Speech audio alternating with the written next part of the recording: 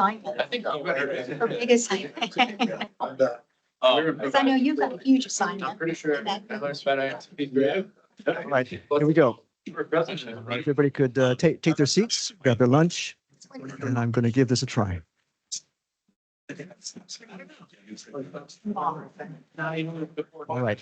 I'm going to give you my quote for the day. It's Peter Drucker.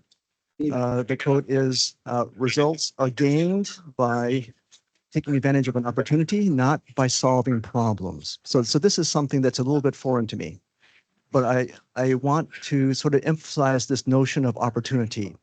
So at least 3 times in this meeting, you'll sense this notion of opportunity. So first, let me do one thing for my friend Yves. And basically, the idea for today's meeting is that we have a first opportunity. That the first opportunity is that Yves and his wife Jody operate a nonprofit called Kherut. And it is my privilege to be a volunteer at Kherut. And I'm going to make a shameless plug. But basically, I'm going to ask if you are looking for an opportunity to support a social good, Kherut is a good one. Kherut also provided the lunch for our meeting. So if you have comments, good and bad, please let me know. And I will pass them on to Yves. Yves Masquéfa have 40 years in the restaurant industry, 30 of them, 3 decades in his own bistro. The Kherut mission is to help survivors of human trafficking and marginalized women basically reintegrate into the workforce. He has, through his vision, created an organization that will allow women to come out of a traumatic situation, and the impact is multi-generational. Yves Masquéfa.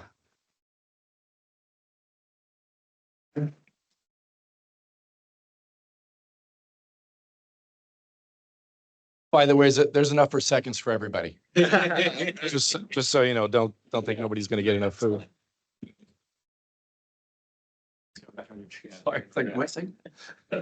So I just have a few minutes. Usually my talks are about 4 or 5 hours long, so we're not going to go there. He told me he had 5 minutes. Well, he said 5 to 10, so that means 15, right? Anyway.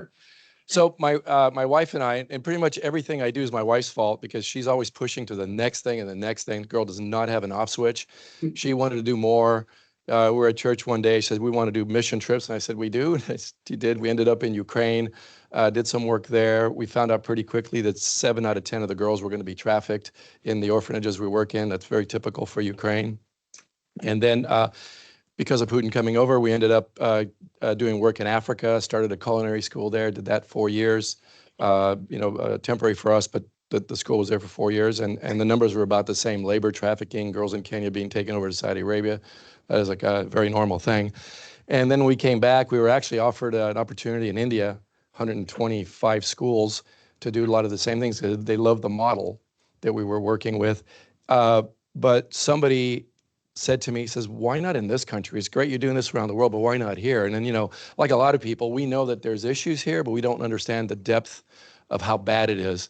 And, there was a big bust in San Diego this week, yesterday, and today, actually, human trafficking, girls under 16 at Comic-Con. So any large gathering, you're going to have that. And California is really the capital of trafficking in the United States. So that being said, we came up with a concept to get girls integrated back, because everything that the women have ever known is transitional. They transition through everything, through abuse in their family, to abuse to pimps, to jail, and then even when they get out, from one rehab center to another rehab center. So it's always transitioning, and then our world thinks that you can transition from that world to a job. And so we've been doing this just for 4 years, but when I started, we started hiring him into my restaurant, and we found out very, very quickly that was never going to work. They had so many issues and so many traumas that we had to keep giving them breaks if we were going to ever have a chance to have them move forward. But guess what? It wasn't legal, first of all, or the right thing to do to tell the rest of my staff, hey, by the way, this girl had this in her past, so give her a break. So they didn't know anything that was going on, and they kept looking at me like, why are you giving her another break? You would have already fired me for this, right? So we found out pretty quickly that we need a separate and apart entity, a program that would put them in a work environment that they could actually get paid with a lot of grace, because every single woman in our organization, unfortunately, unhirable in a normal sense. Not because they don't have a capacity to learn, they're plenty smart, but there's so many issues, and there's layers and layers of trauma between, childcare, because they all want their kids back. That's the only thing I've ever had that's theirs. Housing, transportation, legal issues, financial insecurity. There's so much. And those things trip them up, and the vast majority of these women end up in jail, dead, drugs. That's what typically happens.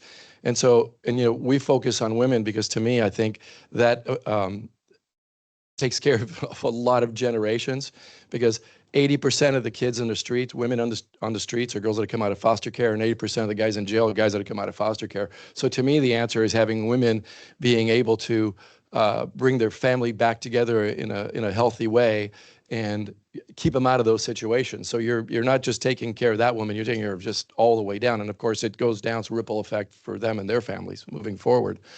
So what we do is unique. It's not a Band-Aid. This is a hard work to do little by little, but you have to work with them, because giving them money, giving them wardrobes, giving them, like I said, there's an organization that does resumes, but what are you going to put on a resume, right? If you've never really worked, what have you done? So there's no resume to put together to get that job.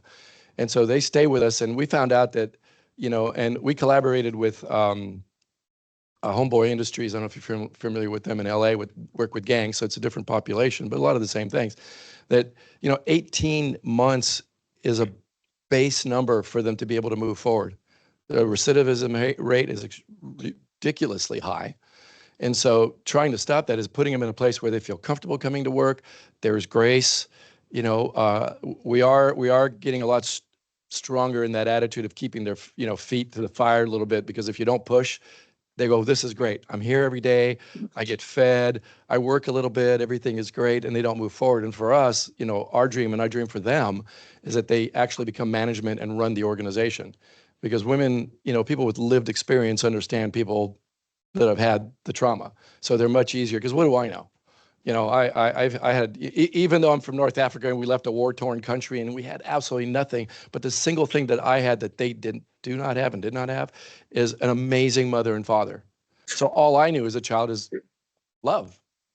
And that was it. And, it didn't matter. I didn't have money or didn't have shoes or whatever. I mean, I had love, and okay, we had great food all the time because that was part of our deal. But they didn't even have that. They had fast food. So they all have health issues. They really are all overweight because they've only known fast food and bad food and boxes and just horrible things. So they're learning a lot. And what we've done is we've brought in banks to teach financial literacy. That's a big thing. We have an organization right now that's partnering with us to put a plan together for it's a roadmap to success concept, which when they come in, we basically write down all the issues that they have to move forward, whether it's legal, housing, which is probably all of them, and have the organization works with them on a weekly basis to make sure that they fix the problem. We don't want to fix problems for them, although they'll never learn how to fix their own problems, but be able to check off the box. Okay, great. You went to the DMV. You got your license back. Great. You went in front of the judge and got rid of that bench warrant. Great. Now, housing, what does that look like? Because we can partner with all the organizations that have all those things, but a lot of times they don't even know how to move forward in that respect. So we're partnering with all these great organizations to do that. They work every day really hard, so they work for their own success. And I think what makes us unique, in so many different ways, is, and we're kind of teaching them the concept of basic economics. You have to work to live. And the problem is there's been this welfare kind of mentality kind of brought into them where we just give them things and they just think, well, what are you going to give me? Like, that's not the way it works. If they think that's what this program is about, then you should be in this program. You want to move forward, we're going to do everything in our power to make you move forward, but you will have to work. And they're getting it, and they're moving forward. So our success rate is pretty darn high. And even the women that have left, that didn't want to stay with us because they didn't the food industry. They don't like part of it, although there's a lot in the food industry with bookkeeping and social media marketing, sales, production, customer service. It's all the same, but they've moved on because they did have a resume. After a year and a half, they finally had a resume that said, look, this is what I can do. And so they went on and got jobs. And that's what we're really all about. And so what we need, because, even though we do a good amount of business, it's nowhere near the amount of money we need to keep the program going, because we typically are doubling up, right? Because there'd be a much thinner staff for me to produce what I produce for the business we have. But we're always having to double up because we have to make sure they're there. It takes a tremendous amount of time and effort to train them, and then moving them into different parts of what we do. So, also, I got to tell you, we're also partnering with Santa Ana College. So this fall, we have our first classes, and it's specifically designed for Kherut. And it's not just our gals that work for us. It's all the women in our community, all the different rehab organizations that are going to be part of this classwork. So that way they're a little step above when they get out and ready to move forward to get a job. And so what we're asking for today, is the monthly donors are really important for us. We are working very hard to get grant money. Although we're so new in what we do, because we do produce about 50% of our needs, people that are granting money, they look at that, wait a minute, but you're making money. Why do you need it? Well, we can't make enough money. It's impossible. So our program will die unless we have help bringing in the whole, bringing in the amount of women that we can bring in. We're taking over an elderly care center, so we're scaling. That's going to happen, well, according to the contractor, 8 months ago. So 2 months from now, probably, or maybe 3. But the building is there. And I've designed a kitchen, and we're right now looking to hire 10 more women and bring up the women that are working for us into supervisory roles, which means more money for them and responsibility. So we've been really working hard at that. So that's our next goal. And then we're going to be working with Be Well. We've met with them quite a few times, and we're going to be working with them pretty closely. I don't know if you know Be Well, but they're another rehab organization, and they're trying to grow. They're very, very big, but they want to grow statewide. So that's all the things that we have. And we have some brochures in the back with some paperwork if you'd like to fill it out, if you want to be part of this. And if you want to know more, you're more than welcome to call me up, and we can do a lunch and learn, and I will feed you good food. So, and most of what we do is pretty high end. So this is just sandwich, not a big deal. But any catering party that you want to do, we do a lot of very, very high end, wine tasting dinners. I'm also a sommelier as well as a chef. So if you want to do something really fun, tea building events where you can bring wine, and, it doesn't have to be that expensive, but we could make it look really expensive. And that's the other way you can help us. Give us as much business as you can, because really the program works 2 ways. Yes, we do need the money, but we absolutely need the work so they could work.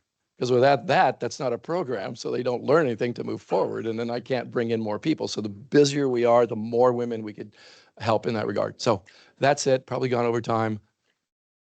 Thank you much for that.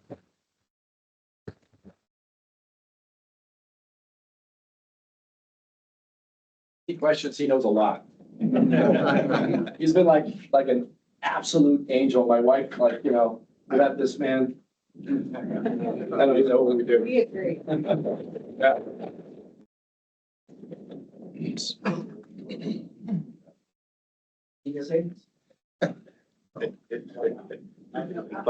Nope. All right, very good. Well, thank you so much, Yves Masquéfa. And if you haven't seen the envelopes, they look kind of like this. Okay, so shameless plug. All right, I'm going to try and pass out a few of these, but they're in the back by the food. As Yves mentioned, two ways to support: one through giving, and the other through catering. So the folks at the Microsoft lobby said, "Let's. Can you give me their information?" I go, "Yeah, no problem." All right, so I'm gonna pass a few of these out, and by all means, go and grab whatever you would like from the back.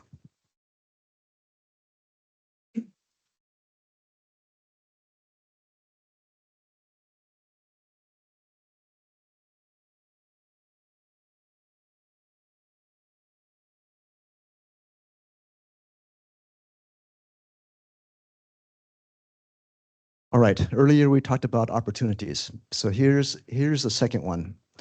I have the honor of introducing our next speaker.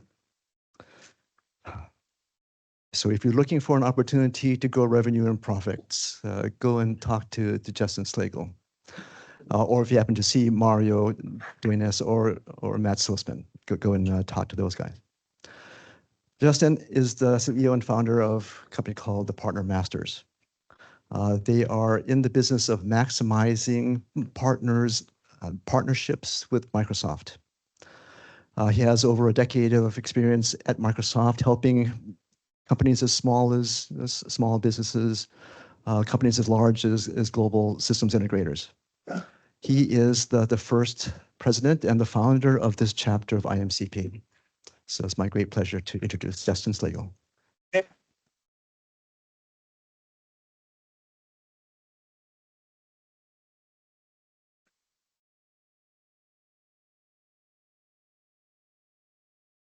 Buddy, how are you today?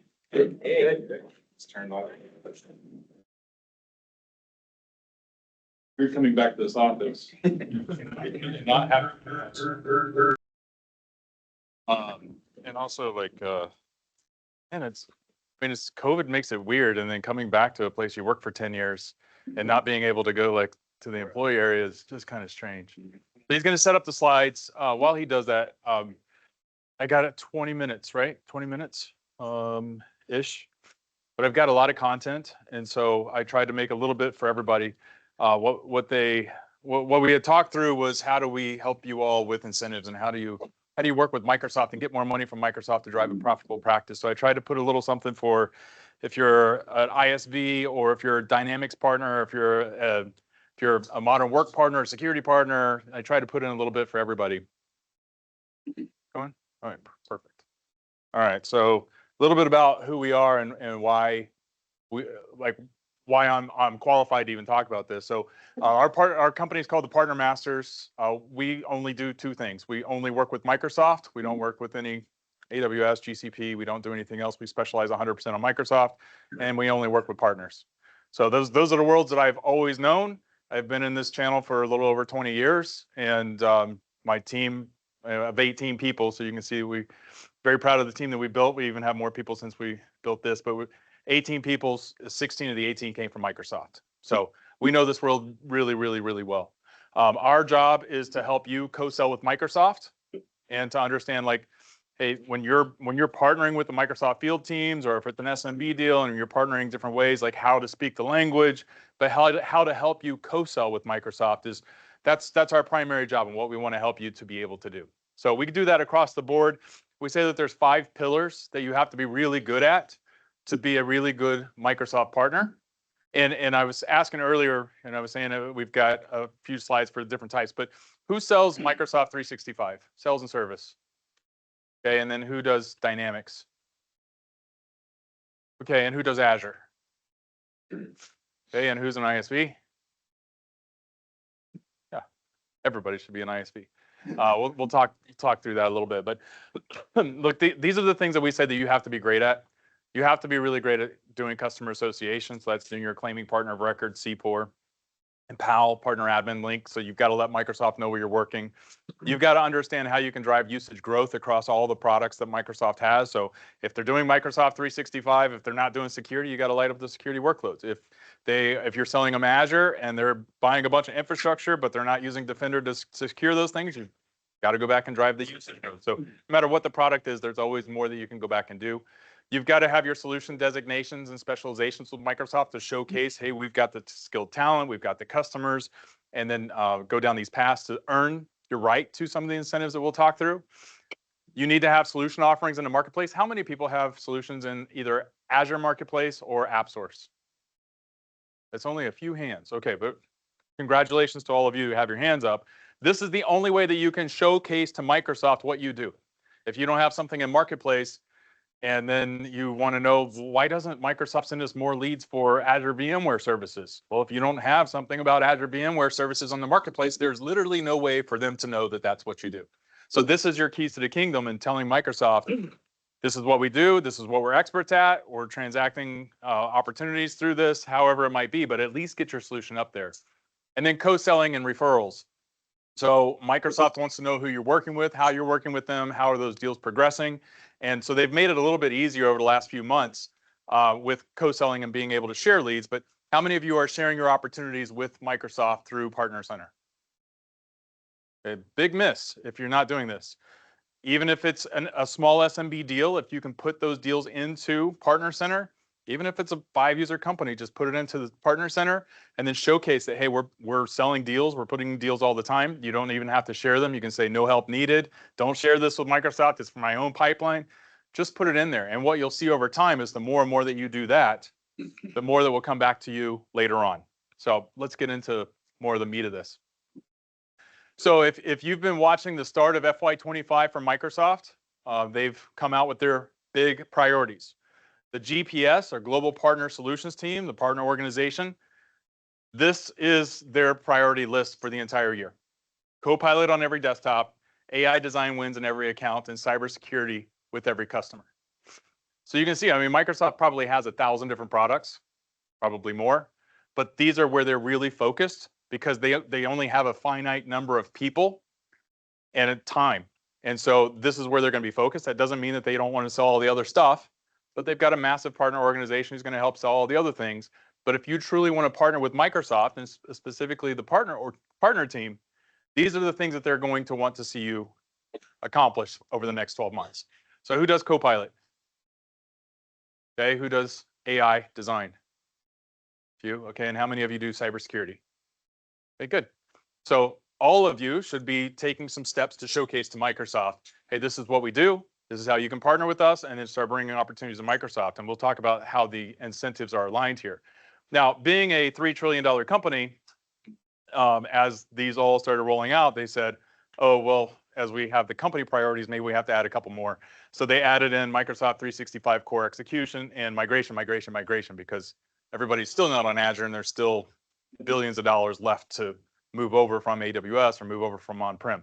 I heard something crazy the other day. It's still like 70% of on-prem, there's 70% of Windows servers are still on-prem, which is just nuts. We've been doing this for how long, and they're still there. So all of the incentives are really tied here. And so you'll see, so it's in Copilot, 10x year over year investment. It's not hard to 10x something when it just started, but there's a lot of money going into this. $150 million for AI design wins, $90 million additional investment for security, increasing the Microsoft 365 incentives for SMC, and then 50% additional investment in AM, Azure migration and modernization. So I'm going to talk through these and try to help you guys understand how you can leverage them with customers so you can win more deals and get more money from Microsoft to help start you off. Sound like a plan? Okay. All right, so Copilot, and I'm going to go into a few slides that are a little bit more tactical, but so they say 10x more Copilot investments in FY25. Is anybody getting any funding right now for Copilot? Copilot for Microsoft 365. So Ashok and Reza are doing, and what are you guys doing?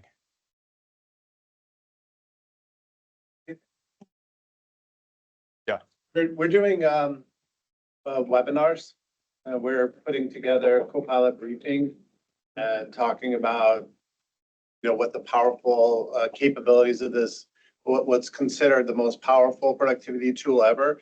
And by bringing that, we're getting a lot of customers that are coming in interested to learn about that, but uncovering other needs like cybersecurity needs, infrastructure needs, and it's a great way to attract new customers. Yeah, absolutely. Anybody else doing the briefings, the SMB briefings? You're doing those as well. And then Darren, are you guys doing the same thing? Are you doing briefings, or are you doing one of these like the value discovery through the Jumpstart program? Mostly briefings and webinars. Briefings and webinars. Great. Look, this is the right now is 100% white space, right? I mean, there's thousands of people on Copilot at this point. Copilot for Microsoft 365 specifically. The other Copilots are even less, with the exception of GitHub. GitHub Copilot's been out for a little while. I think they're in the millions finally. But the idea here is that this is the opportunity where if we can go to existing customers who already have Microsoft 365, you have the opportunity to go to net new customers. But this is when everybody's starting to hear, hey, is AI real? Is AI an opportunity? This is your opportunity to go be that thought leader with customers who maybe they're using don't know how Microsoft 365 works. Maybe nobody's really explained it to them. Coming in with this and being that thought leader for customers around AI is going to be huge. Copilot's a great place to start. So we have in here the Copilot Accelerate. So this is a program through Copilot Jumpstart. How many people are part of the Jumpstart program? That's about how many I expected, was 0. So it's been a program that you had to be a managed partner in the past. It was difficult to get into because even of the managed partners, it was difficult. But as of today, there is the ability for all of you to go register to be part of the Copilot program. To be part of this program, you must have a solution designation in either Modern Work or Biz Apps, and you must have a specialization in Modern Work or Biz Apps. So does anybody have those? You guys have, you don't have the specialization. Yeah, you guys have that. So if you want to get to this, I don't have it on a slide, but it's the aka.ms, the short link, Copilot Accelerate Apply. And you can apply to get into the program, which then once you get into the program, they have engineers who are helping you, they have architects who are helping you build your practice, but then you get funding, which can be up to $25,000 per customer to go out and showcase the power of Copilot. But these SMB briefings like Reza was talking about, and Darren said they're doing a few. I want all of you to know about this because this is easy, low-hanging fruit that you can all leave here today. And how many of you are reselling licenses with CSP? Only a few. Okay. So if you're reselling licenses with CSP, this program's available for you. And it's for SMB customers up to SMC. So it's a 1 to 3,000 users. So if you have customers that have 1 to 3,000 users, and so all SMC customers qualify, whether they're managed or not managed, it doesn't matter. But if you have 3 customers on a call, 1 person per customer, Microsoft will pay you, it's $1,500 just to deliver a briefing, right? So you do have to go through the process. So if you're an indirect reseller through one of the distributors, Ingram Micro, TD Synnex, Crayon, Dell, whoever you're going through, ask them, hey, how do I get qualified for the SMB briefings for Copilot? This is an easy way for you to go to your current customer base and just give them a little bit of an education. And then what ends up happening, like these guys will tell you from delivering, you get a customer on there and then all of a sudden they're like, well, how do we make it to where Copilot can talk to our accounting system? How do we make it to where Copilot can talk to this other art program or the CAD system? How do we get Copilot to do more? We don't want it to just be Microsoft 365. And then all of a sudden you're talking about Copilot Studio.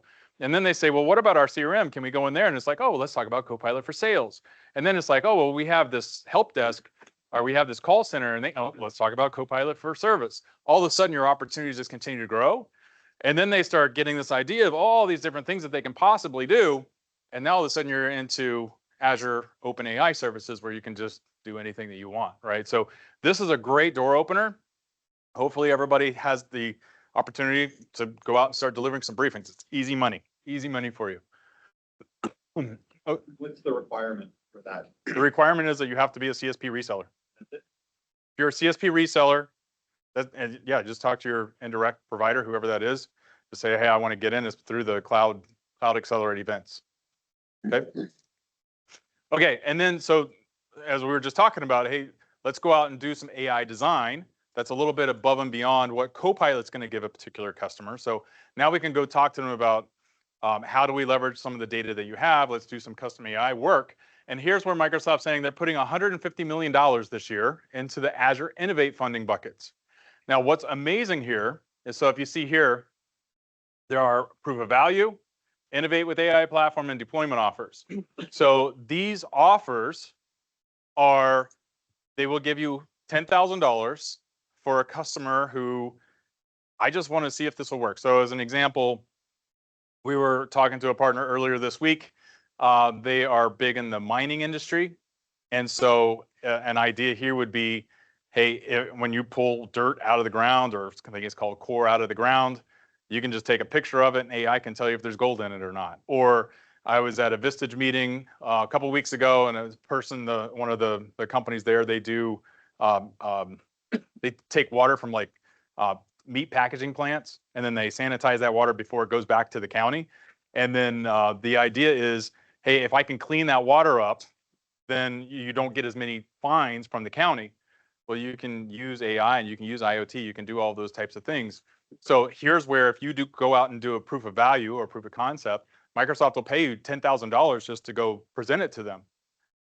Best thing that can happen is they say, well, let's do it. And if they say, let's do it, Microsoft will pay you up to $50,000 to go out and deploy those AI solutions.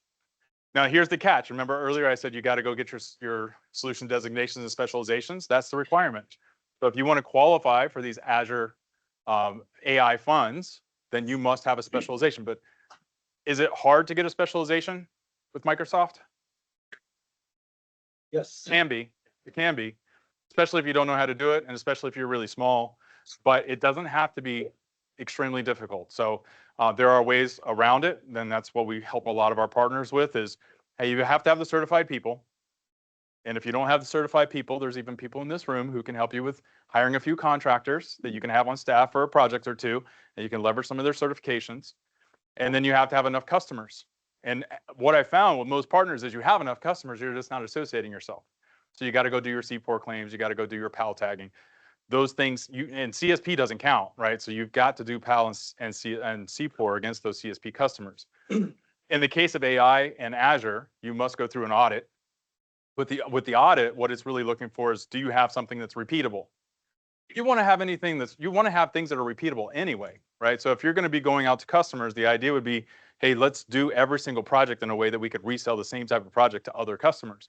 So that's what they're looking for. They want to make sure that if Microsoft's going to bring you into a decent sized company, that you've got a repeatable process, somebody's gone through it. It's not like it's the first time you've ever done these projects. That's what they're looking for, and that's why they're paying big money for partners who go through these steps. So let's keep going because there's a lot more. There were a few of you who said you do security solutions. So there's a lot of money in security this year. Now, one thing I will say is in security, most of the funding is in the Cybersecurity Investment Program, or CSI. This is another more difficult program to get into.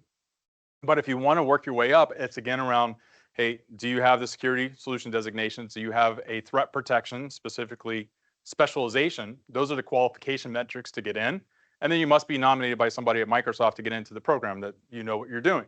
So this is a big one because they will pay up to it's $250,000 per customer for different cybersecurity solutions: Sentinel migrations, Defender for Cloud, threat protection. So if you're in that program, there's a lot of money for all of these different workloads. But there's a lot of money also for just doing Sentinel, for just doing threat protection engagements, and you don't have to go to that level. And I do have a couple of those slides, so I'm going to save that a little bit for later. And then the other call out here is who works with enterprise customers in here? Okay, and who works with SMC, small, medium, and corporate, kind of that mid-size? Call it 500 to 2,500. Okay, and then who works with SMB? Okay, so the SMB falls into SMC, but Microsoft's total investment focused on SMC this year is 70% of all the money they're putting in is focused on SMC. So it's not like, hey, all this money is going to the big GSIs. 70% of the money is going to a lot of people in this room as well. Okay, just how you're doing it. So let's get into some of the specifics. So first thing I'm going to call out is the basics. So we saw a lot of hands for those of you who are selling CSP, and I want to make sure that everybody is taking advantage of just the basic platform here of the rebates. If you're selling CSP, if you're selling Microsoft 365 through CSP, and it doesn't matter if you're direct or indirect, I just put the indirect up here because it's the same exact slide, but you do get a back-end rebate as long as, and you'll see over here, as long as you have a solution designation in Azure or Modern Work. If you have that, you automatically get an extra 3.75% of every deal that you sell through CSP. Doesn't matter if you're direct or indirect, how that works. Then Microsoft gives you additional accelerators for selling premium products. So if you're selling E3, we're in this scale right here. So you get 6% extra if you sell E3. And then down here, if you're selling E5 or Copilot, you get an extra 7%. So this is on top of the 3.75. Okay. So if you're selling E5, you're making your 15 to 20 points, right? Margin for whoever you're going through. They're going to have some margin to deal with you. Then you're going to get the 3.75% plus the 7%. So if you're getting max margin, you're getting 20%, you're direct, or however you're working that out, you get an extra 10.75%. We see so many partners who miss out on this because they think, oh, it's too hard to get these solution designations. I will tell you, getting the Modern Work solution designation is that is the easy one. You just have to stay on top of doing your CPOR claims, claiming partner of record, and you have to Now, you have to have at least one person on your team who takes the MS 900 exam, which is the salesperson exam. So everybody should be able to pass that if you've been selling this for a little while. And then the advanced certification is actually an online quiz. So you should be able to pass that. And if you don't, I have a cheat sheet. So that one should be really easy for everybody. So if you're selling Microsoft 365, make sure that you're collecting this, okay? Excuse me. Now, on top of that, I want to make sure that everybody understands this is in addition to, because I get some people that say, oh, well, Microsoft's only doing one-time payouts. Well, if you have customers that are over 300 seats, and I know not everybody has that, but if you have customers over 300 seats, Microsoft has an additional payout if you do your CPOR claim. So that means that, hey, I've got this customer, they're 1,000 users, I'm doing my CPOR claim for modern work, and it's by workload. So they've got Defender for Cloud, they've got SharePoint, they've got Teams, and by workload, I'm doing all these things. Microsoft has additional rates that they will pay out as you get the customer to use it. If you've heard Satya speak, like he maybe 4 or 5 years ago had a really brilliant line that he said, consumption is our new currency. Not about how much people we're billing people. It's not about how much they're paying us. Consumption is the new currency. If they're not using it, they're probably not going to keep going, because with the cloud, the day of the cloud, they can cancel, and if they cancel, all the income stops. So make sure people use it. So that's the way that Microsoft has designed these incentives. So if you help drive consumption, if they go from 300 users to 500 users, and let's say that's in Teams Phone, then that's, what did I say, 300 to 500, so 200 additional users times 4, you're going to get an $800 bonus for that month. That's on top of all the CSP stuff that you just got, the 30%, 30.75% that we just talked about for the E5 license. So as you continue to go up from 500, they'll pay you out more. If it goes below 500, you're not going to get paid out. But this is an addition to, not.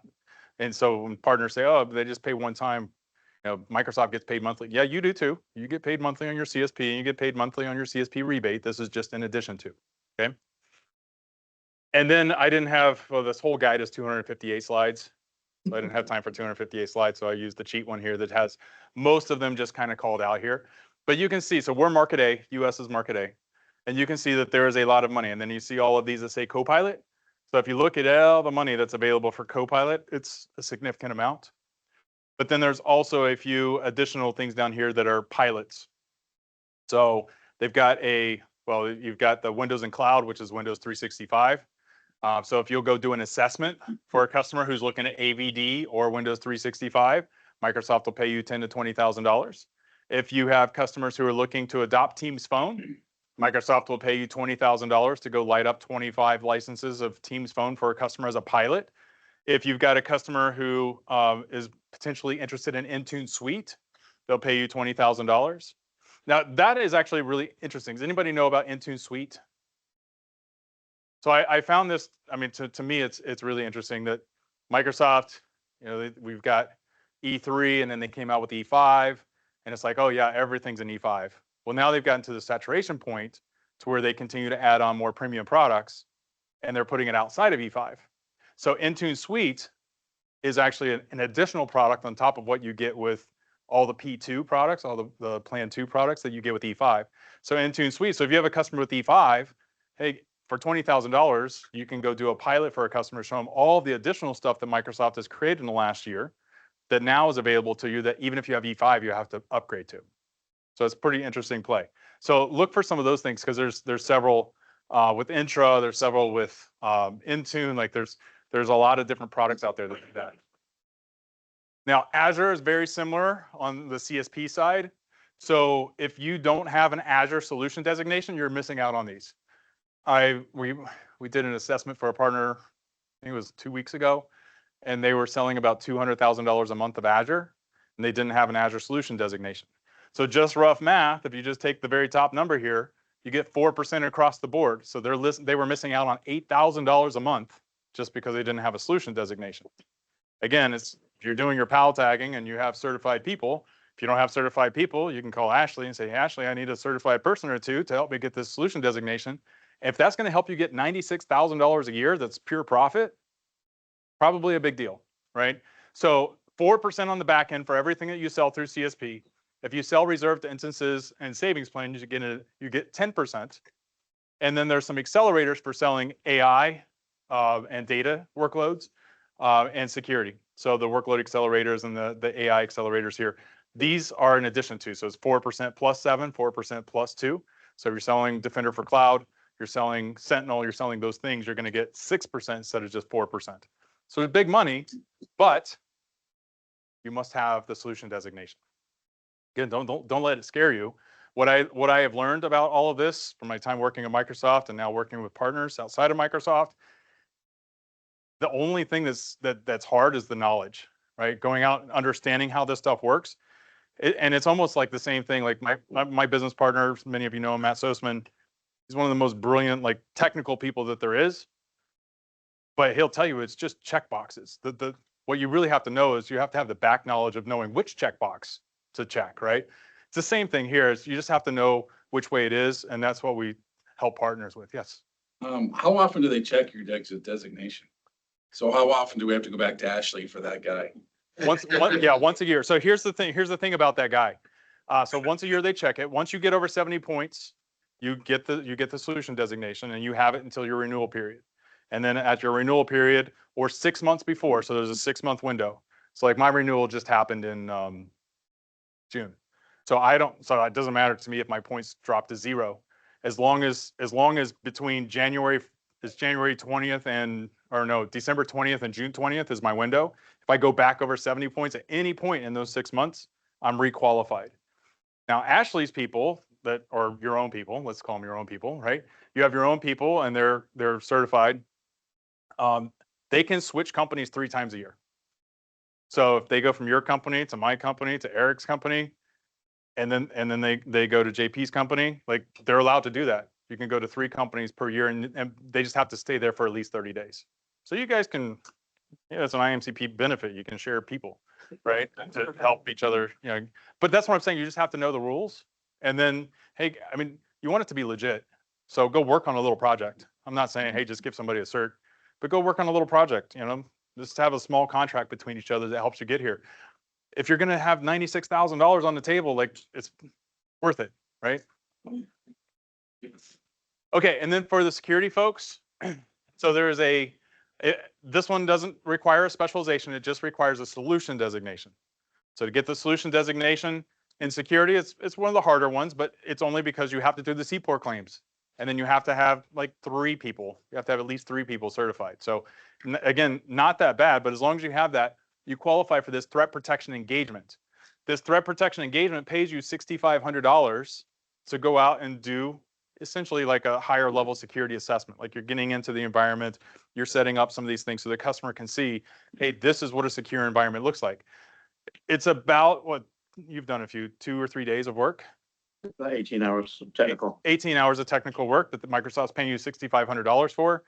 It's not a bad deal. And it's also something that you can use as a campaign to go to customers and say, hey, because of our great relationship with Microsoft, we have funding available. If you guys would like to take advantage of it, you don't have to pay us. Microsoft will pay us to do this work. Microsoft just wants to make sure you guys are secure, because what we found is that most companies are not. Are you? And you can even, like, an easy thing to do is, hey, just open up SecureScore. Hopefully everybody's familiar with SecureScore. Just open up SecureScore, and when you see that they're at 17%, it's like, oh my gosh. Let us do the threat protection engagement and show you exactly what you should be doing so that we can help make sure that you're not the next story on CNBC about cybersecurity. Okay, and then the other one on security I think is next. Come Quick on, question, Joe. Justin? Yeah. The threat protection, is that continuing for this next? Yep, so you can see on this right here. So it started July, goes to June. Got it. Now, one thing that this did happen, remember this happened last year, just because it says July to June doesn't mean it's not going to run out of funding. So last year they had a threat protection engagement, and then it's about mid-August. They were like, oh, we're out of funding. And then they brought it back towards the end of the year. They put some more money into it. But I don't expect that this one's going to run out this year, but absolutely it's for the whole fiscal year. They did take away the security assessment though. So that one's gone. Got it. Okay, so then I know there's at least a few of you who do analytics, right? Who does data? Manish. Anybody named Manish does data. I put this one in here because I knew you guys would be here. when you go off and you get your analytics, or it says analytics or data warehouse, but they're kind of combining these two. So you go off and get that specialization. Then you qualify for two things. And the first one is the proof of value. So what this says is the customer must be spending or expects to spend about $2,000 a month, $25,000 a year. You're going to go do this data project for them, and as long as you're forecasting that this is going to be at least $2,000 a month, Microsoft will pay you $10,000 to go do a proof of value. Proof of value, pilot, proof of concept, however you want to phrase it. Go build something for them to show them the power of what having their data is. So that could be a Fabric. Fabric is like one of the hottest things at Microsoft. Show them how they can connect their AWS database to the Oracle database and the Microsoft database, and now all of a sudden it's all in Power BI and you can do these things. $10,000 to do that is a pretty sweet deal. But what's even better is when the customer says, okay, let's do it, then Microsoft will give you anywhere from $5,000 to $50,000 to do the project. So if they say, yep, I'm interested, let's go to market. Even here you can see, like in this particular case, if it ends up that the project's only going to be like $800 a month, very, very small data project, Microsoft will still give you $5,000 to do that project. If it's a big one, it's over $250,000, then they give you $50,000 to do the project. So the nice thing is, go do your proof of value. They say yes, great, we have money from Microsoft. If you guys don't qualify, here's like the big thing. If you don't qualify for this, somebody else does. Somebody else is probably going to be right behind you quoting the customer and saying, oh yeah, we have this money, and they don't. Oh, well, then you should go with us because we're using Microsoft's money. Just be motivated by this. Understand the rules, understand how you can go get this. It doesn't take a lot. You got to do your pallet tagging for your customers. You got to get your certified people. Talk to Ashley if you don't. And then you've got to go through an audit, which is, hey, do we have a repeatable solution? We have at least 3 customers that we can show the auditors and go through that process. It's not hard. If you need help, we can help you. Okay. Then when it comes to Dynamics, because I knew there were a lot of Dynamics partners in here, same thing on CSP. What's nice about this one, at least for now, is that you can have any solution designation. Modern Work, Dynamics, Azure, Security. As long as you have any solution designation, you qualify for the back-end rebate of 4.75%. So you get your 25% margin for selling through CSP. You get 4.75% on the back end. So another great one, but this is, again, if you're a partner who, hey, I don't have a solution designation, I haven't really even looked at it, I don't even know if it's worth it. If you're selling some big Dynamics deals, it can be worth it because you're leaving about 5% on the table.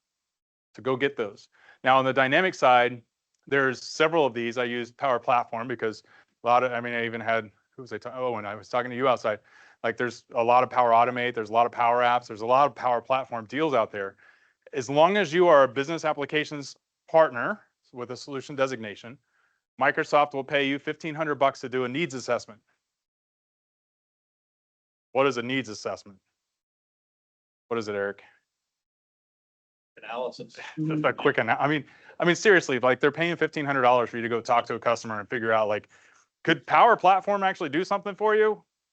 Okay, great. Well, can you sign here so Microsoft will write me a check for $1,500? I mean, essentially that's what it is. And then if the customer then wants to move on and they want to see, okay, well, can you do a proof of concept? There's more funding for that.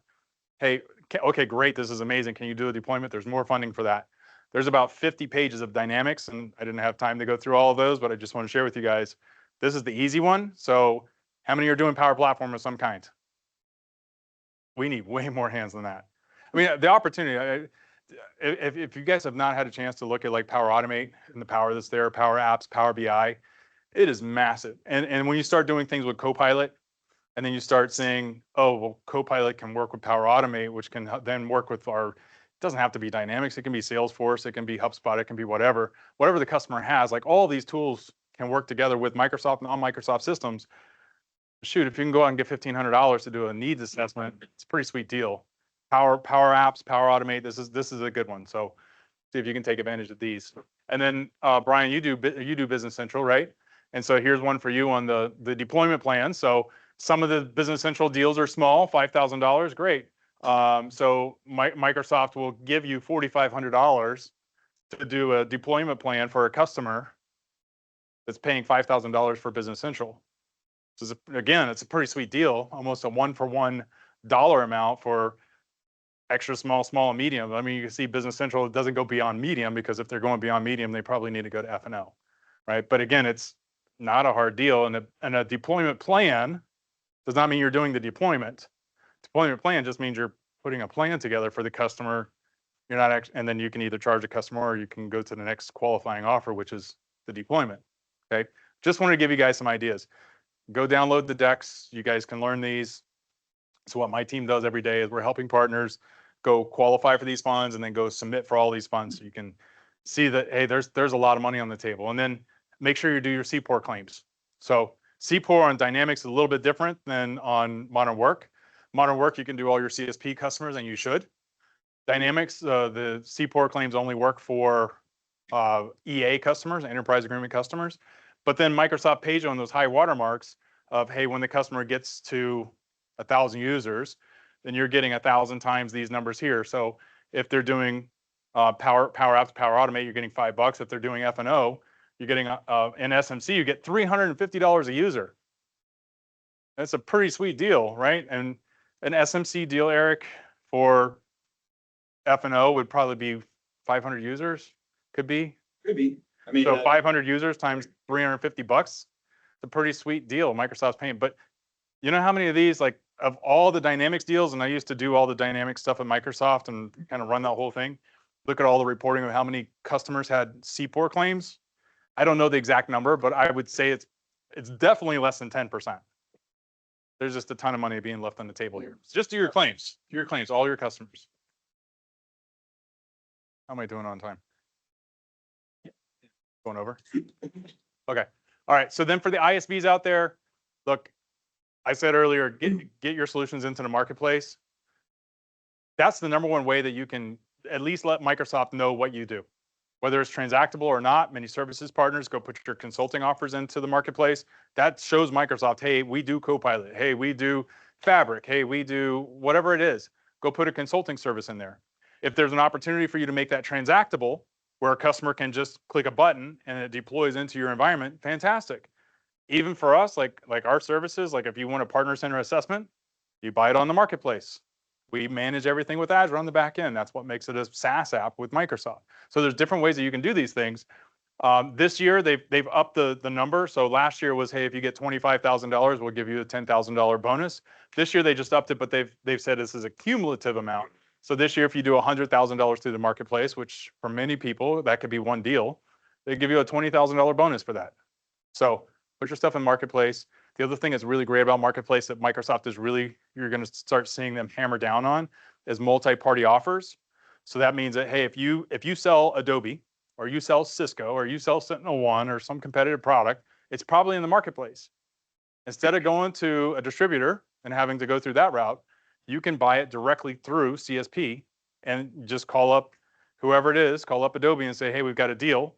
We want to put it through the marketplace as a multi-partner offer. And then you don't have to pay, you don't have to have a middleman in there, so you can make a little bit more money. So this is another great way. Look at the marketplace on how you can extend and sell more products. If you're going to go sell a product, great, they're probably in the marketplace. All right. Put a little win formula here for you guys. Like, this is what I see. If you really, truly want to be successful, the number one thing is you have to use this stuff. I see that's like right now, everybody's like, oh, we want to do Copilot. It's like, how many users do you have using Copilot? None. You're just not going to be successful, right? If you want to sell Dynamics, you must use Dynamics. If you want to sell Fabric, you must use Fabric, right? So use it all. Microsoft will give it to you. Complete all your CPOR claims and your PAL associations so that Microsoft knows which customers you're working at. Earn those solution designations and specializations. If you're doing those things, if you're doing your PAL associations and you get your certifications, those things are easy. Leverage those pre-sales incentives to go drive customers, because there's other partners out there. They said on the Azure call a couple days ago, 13,000 AM claims. That was about $300 million that went to partners for pre-sales. How much of that did you guys get, right? So Microsoft's got it out there. Go get it. So use those dollars. Share your referrals with Microsoft, even if it's SMB. So put those referrals into Partner Center so that Microsoft knows where your opportunities are. Leverage the post-sales incentive so you can drive it further through deployment. So there's even more money that's there, whether it's Modern Work or whatever. And then build some repeatable solutions. Microsoft doesn't know if you do something unless you put it in a marketplace. So it's a really, really big deal. It's a little bit about us. You guys, I think we'll get the deck afterwards, but If you're interested in working with the partner masters to help you through this journey, we have programs starting at $100. So you can join our mastery calls and we explain how to do all this stuff every single week. Usually Matt or I or someone on our team is doing something. And then we have managed services where we can just be your whole alliance team and we can help you with your whole entire Microsoft practice. Mario is normally here. He's on the call today, but Mario at the Partner Masters is your easiest contact. I've got my contact in here as well. And then Matt is our CTO and our technical lead.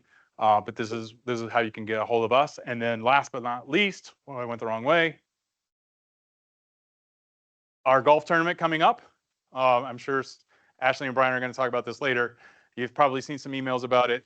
We're really excited to partner with IAMCP on the golf tournament, but the team has put together a foursome bundle. So if you're interested, I think it's fantastic and take advantage of it. Take your customers, do some different things. But if you purchase 2 foursomes, you get a 25% discount. If you purchase 3 foursomes, you get a 30% discount. And if you purchase 4 foursomes and you really want to go all in and bring all your customers and partners, you get a 35% discount. So it almost makes sense. Just go buy 4 because you're almost getting like 6 golfers for free. So amazing time. So contact Ashley if you guys are interested to do this, and she's waving in the back. But it's going to be a great time. So my entire team's going to be there. We're looking forward to a fun day and bringing more to it. But thanks for the opportunity. Where can partners find those? All the MCI incentive slides. So the incentive slides are AKA, if you want to write it down, aka.ms/incentives guide. Yeah. For the golf? No, for your services, 2 slides back. It was Amazon. I don't have it. All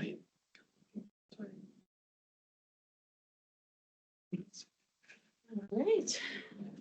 What do you guys think of Justin and all the insights with CP?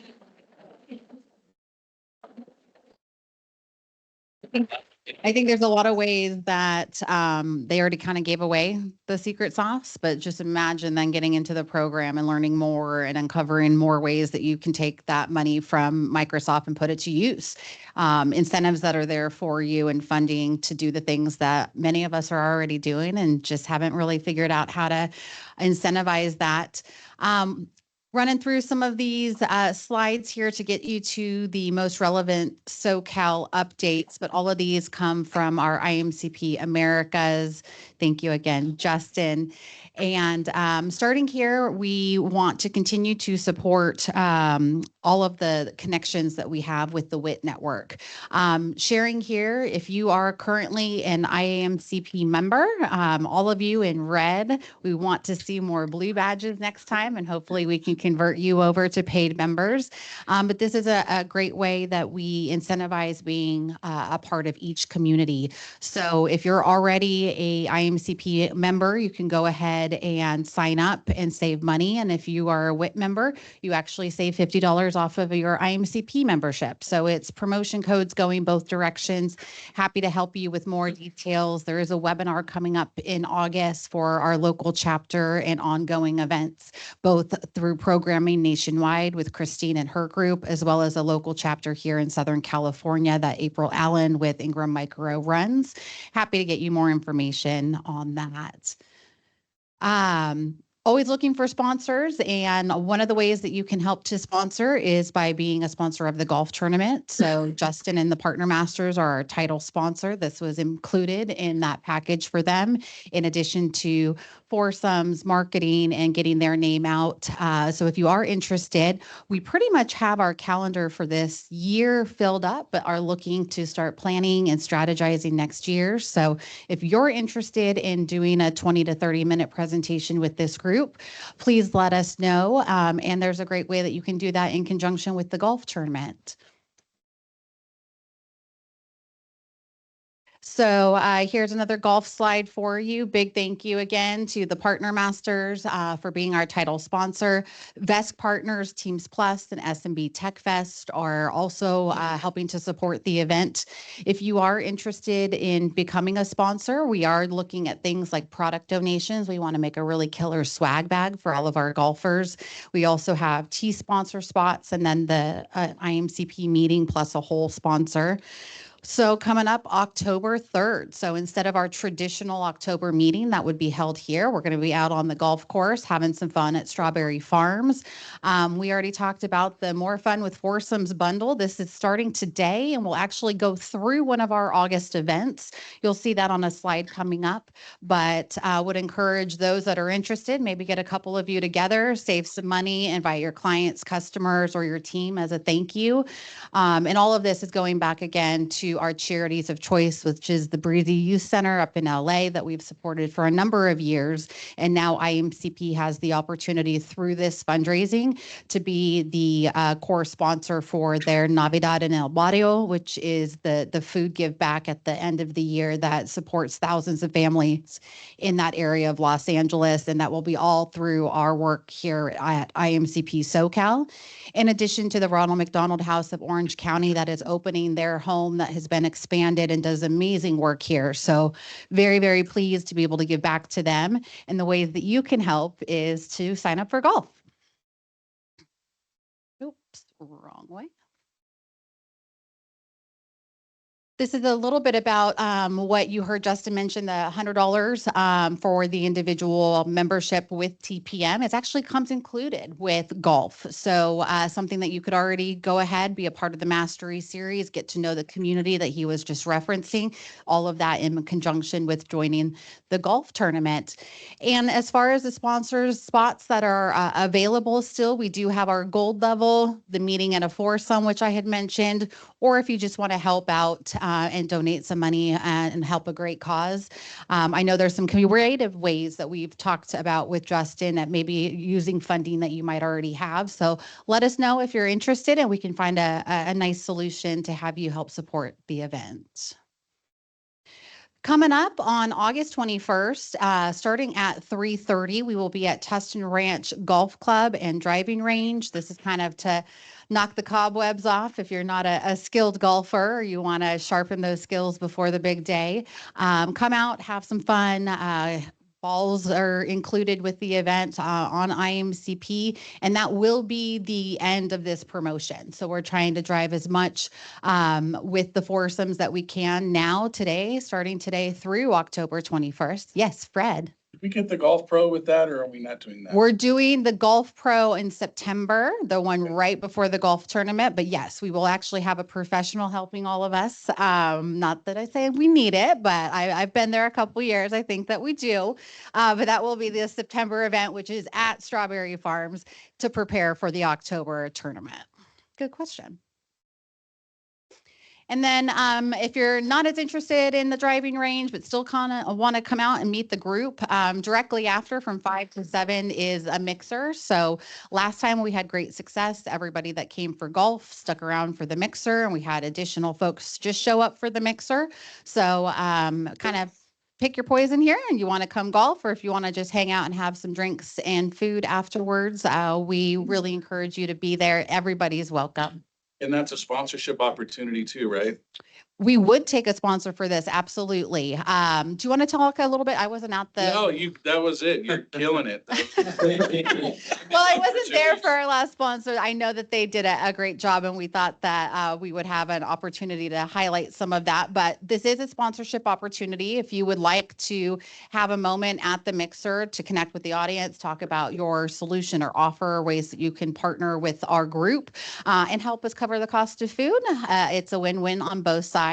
But yes, we are happy to help promote your company and help cover the event costs.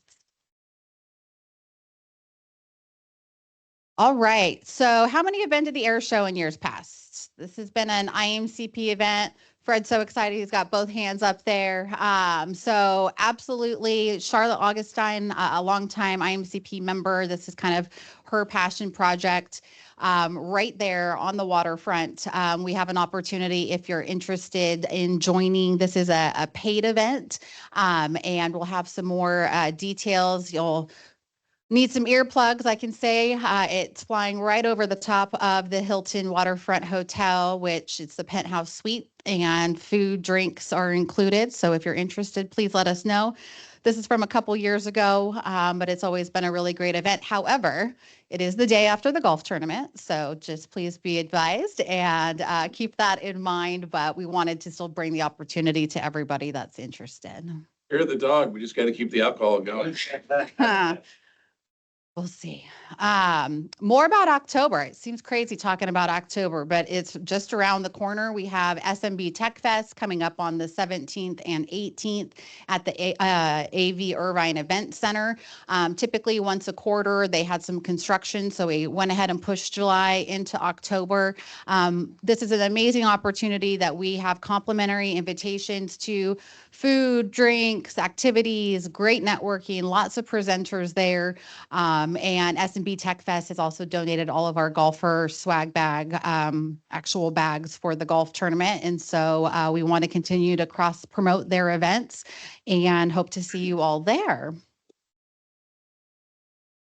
And then the next official meeting back here at the Microsoft MTC will be December 5th. It will be our holiday meeting and post event afterwards. We might be talking to the hotel to see if we can do something, but we always do a nice meeting, do some educational topics and sponsor presentation, and then go have some fun celebrating the holidays. So hope to see an even bigger crowd for that event. We're getting close. Another meeting or two, we might be able to go back to the days where we book both rooms and take this wall down. So it's a goal for 2025.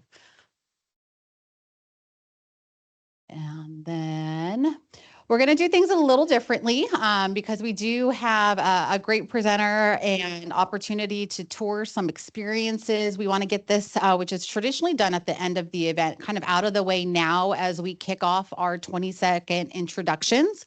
So want everyone to get started on the raffle. And what we'd like to do is, as we traditionally do, say who you are, kind of what brought you, if you're a guest, whose guest you came on behalf of, and then what is it that you could help to provide others, and how can others help to provide maybe you some support in your role, so we just get to know each other a little bit better. I'll keep this up for a moment, and then I'll switch to the slide in regards to the topics for the 20-second introductions. But I'm going to go ahead and get that started up here in the front. And then as you're completing the survey, just look for the mic coming around. But I'm going to start with you, Danny. Hi, my name's Danny Numa, guest of Brian. Brian's my dad, some of you may know. We used to work together at Strategic Systems Group, which is a former Dynamics partner. The company was acquired by Greyvoc last year. So hopefully Brian can retire, but I still have to work for a living. So if you hear anything, let me know. Thank you. Thanks, Danny. Hey, everybody, Eric Klaus. I am the director of the Microsoft practice for Neoteric 365. We are a Microsoft Dynamics partner. We also focus on Copilot for Sales, Copilot for Service, all of the Copilot solutions that tie into the business applications world and Power Apps. I'm also the past president of IAMCP SoCal and the past vice president of IAMCP Americas. Hi, I'm Ice Adams. I'm the treasurer for our chapter. So I'm the owner of One Book. At One Book, we empower entrepreneurs, transform dreams into success with Crystal Clear Financials.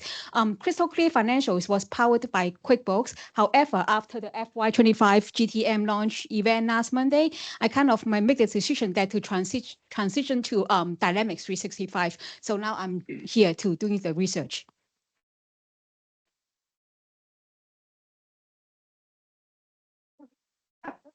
Fine then. Hi, everyone. My name is Christina Powers, and today I'm considering switching careers. You guys can make a lot of money here. Oh my God, this is amazing. So I just come to a realization, Jesus, I do real estate. And if I can make that kind of money that you guys are making, I mean, I'm really reconsidering my career. This is an eye-opener, but I know this is the future for everyone. And I'm actually considering taking some classes just because I think is in the know that will be more helpful, that we can all help each other. Thank you. I'm Feli Michaca, Microsoft Systems Engineer. I work for Managed Solution. I'm also the brand ambassador. Don't ask me how I do both roles, but I'm having a lot of fun. And definitely we are in the tech world, 2024. Every company in the world is becoming a tech company. Every sector in the world is becoming a tech company. Every one of us will have to deal with technology at some point or another, and our company provides those IT services. So here you go. Thanks, Feli. Hello, everyone. My name is Anna Nesterova. I'm actually a guest, and Feli brought me here today. Thank you so much for having me. I am a growth and strategy specialist in the medical device and biotech industry. And I'm actually a client of Microsoft because the company I work for right now is using Microsoft solutions. And I'm also building an e-learning platform for people who want to break into medical device industry. And I am actually considering, same as ICE here, switching some of the tools that I'm using from my small business to Microsoft. So it was a great learning opportunity for me, and thank you for inviting me. Hey, good afternoon. I'm Jason Price. I'm a partner at Sears Strategic Solutions. I am not a guest of Feli, but I am a big fan. I do adoption and change management for Copilot. So all that Copilot empowerment you saw, the value discovery workshops, the adoption accelerators, all that stuff, that's me. So come talk if you're interested. Thanks. To you. I know. Hi everyone. Okay, let's bring it down just a bit. I am a guest. My name is Taylor. I was here in the last meeting. I was like the only student at the last meeting. I am a student at Cal State Fullerton. I brought a few of my colleagues here, so they're going to introduce themselves in a bit. Yes, I brought young people, as I was told the last meeting to do. You're welcome. Super happy to be here. I'm currently doing a double major in both computer science and business with a concentration in business analytics. So it's very fitting. And I am just super grateful to meet all of you. I am a guest of Feli as well. Sorry. As for the last meeting also, sorry. But it's really nice to see some familiar faces in here too. So I'll go ahead and pass it off to my colleague. Okay, hi everyone. My name is Zane. I'm a student at Cal State Fullerton as well, and I'm a guest of Taylor. My major is computer science, and I have a minor in animation. I'm also running like a mom and pop like acai bowl store. So if you need like, team meeting, acai bowls. Yeah, and I'm just like super interested. I'm excited to learn more about like the tech world, and I want to develop my own projects and products too. Yeah, thank you. Hello, my name is Rish. I'm a student at Cal State Long Beach, and I'm also a guest here. Some cool facts about me. I helped co-founded our first virtual reality club at our university. So that was one of our huge steps that we took, and it's been a really cool first step into the tech industry, and really kind of want to further that experience by really getting to know you guys here. And yeah, I really hope to meet you all. Hi, everybody. My name is Ria. I am going to be a third year at Cal State Fullerton, and I'm also a computer science major, and I'm also a guest of Feli. So thank you, Feli, for inviting me. And something about me, or one thing about, I guess, that I've been working on is a research program that I'm a part of at Cal State Fullerton. And right now we've been working on predictions for heart failure, predicting heart failures for in like accounts to like cholesterol or like FBS and all those things. So we also have a symposium on August 8th. So that's something that I've been working on. And it's also super cool to hear you guys' presentation. It was super informative, and yeah, looking forward to connecting with you guys. Thank you. Thank you. So I'm a student at IAMCP, 12-year student, past president here. Work with Think AI, but launching a new product called Amy. So Amy is a project assistant. It will take care of your notes, to-dos, follow-up, and storage of all your meeting project details. So I'm launching around 10 to 10 beta customers to different platforms. So I'll reach out to you if you want to be a beta customers. How do you spell Amy? AIMEY.ai. Thank you. Well, I'm also part of Feli's group. I thought it was the only one. I am a global ambassador, global peace leader, and a book author. And I'm very interested with what I saw today, and I'm looking forward to learning more. Thank you. Hi, everyone. I'm also part of Feli's group. Wow. And I have, I own Prisma Communications, public relations, consulting business, and dedicated to target the multicultural audiences. And that's one of the million things I do. I'm also a board member of the National Latina Business Associations in Los Angeles, as well as thank you. As I'm a part of the Committee for the Diversity, Equity, and Inclusion for the City of Irvine, and an ambassador for the Orange County Chamber Hispanic. Orange, yes. So I do all that, and just like Christina, I think I'm just gonna switch. Yeah, just like I'm gonna drop everything and I'm just gonna do this. Thank you. Why not? Hello, my name is Patty McBride, and I met a number of you last month at this meeting, as well as the golf, at the golf hitting the balls event. Thank you, Steve. I'm beyond impressed by Cal State Fullerton students. You guys are amazing and you're awesome. Oh my gosh. And Kelly, I appreciate all these new girlfriends you're giving me. Now, you're like the master motivator. As you guys know, I am in the role of looking for a new position. I've been invited here today by Ashley and Fred. Thank you, Fred.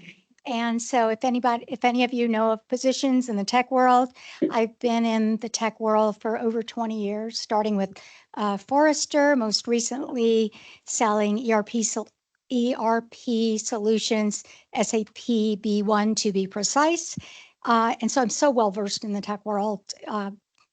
Ask me anything and I'll answer you as a knowledgeable salesperson would, because that's what I do. Thank you. Will you go to, and then we're gonna finish this side. You know what, these guys? I will. You're coming up next. That's okay. And then we're gonna do online and then do the other half. So. Hello, everyone. I'm Paul Inventado. I'm faculty at Cal State Fullerton. So I'm happy to see our students here too. Also invited by Feli. So I think this is the Feli side, right? That's why I didn't want to bring the mic to the other. Just kidding. So I'm here and I'm really thankful for all of the presentations. To be honest, some of those things are not very easy for me to understand, coming more from the education side of things, and I'm not so much into the business side of things, but I can really see a lot of opportunities that we might bring with our students. And so I'd love to learn more about this to be able to share with our students. Good afternoon, everybody. I'm Michael Karg. I'm the Senior Executive Director of Development at Cal State Fullerton in the Engineering and Computer Science College. Feli, thank you for the invite. We really appreciate it. So I work directly with local industry in my position in the dean's office, and I met Taylor when she was a student in our Women in Computer Science and Engineering program at Cal State Fullerton, and she is a superstar, as well as all the other students, but I haven't met you guys yet. But so we are preparing for a new ECS, College of ECS Innovation Hub that's coming to Cal State Fullerton. We're breaking ground in 2025. It's going to be 45,000 new gross square feet for engineering and computer science. So we're being very intentional about the design of that building, and we're looking for industry feedback. So I'd love to share more information with any of you and connect with you further about that. Thank you for having us. Hello, everyone. My name is Carlos Ramirez. I'm the development manager for Samueli Academy. It's a public charter school for actually for 7th and 12th grade, and we are STEM and design focused. And so I am a guest of Feli as well. And so, you know, I'm out here trying to meet folks from industry to engage with our students. We are very driven by bringing industry partners to bolster our programs that we have, such as our career conferences and other workshops throughout the year. So come say hi and look forward to meeting some of you. I'm told we only have 8 survey responses, so go ahead with the QR code. Hi, everyone. My name is Reza Palizman. I am a proud member of the International Association of Feli. IAMCP, excuse me. I'm actually a new board member here as a partnership chair. So if you're interested in partnering with other people within this room and within this community, we're not only a local Southern California community, but national in the Americas and international if you do business internationally. So this ecosystem is phenomenal. This is, of course, and probably the most amazing chapter. Yeah, I'm from San Diego. Everybody knows that, you know, but I'm really this particular chapter does an amazing job of partnering. So it's really an honor to be a part of it. And I just wanted to mention that I work with Ashok, who's standing up there texting somebody instead of paying attention. But anyway, we are with Aegis Innovators. We work on modern work, security, and infrastructure.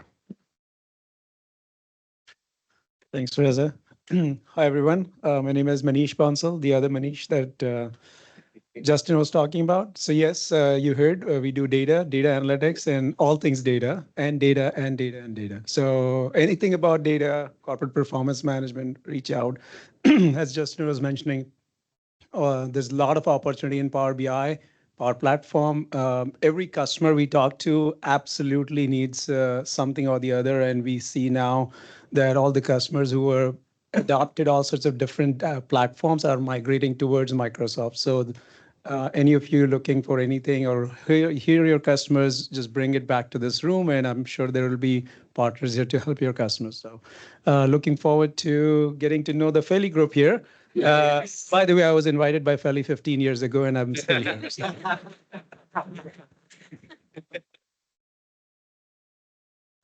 Hello, my name is Fred Babai. I'm also a member of IAMCP.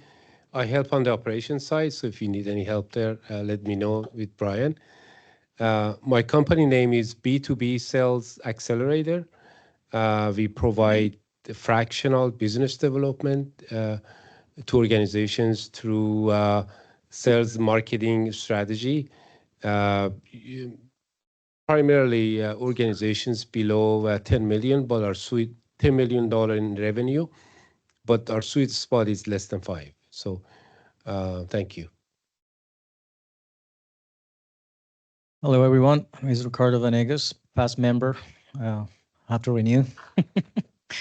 And I work in marketing strategy and revenue operations for small and mid-sized companies. And for the past year and a half, I've been working with a group of consultants developing a growth accelerator program for this specific niche and industry. So looking forward to showing some of you what we have. Yeah, anything that relates to marketing strategy, business development, and revenue operations. Thank you.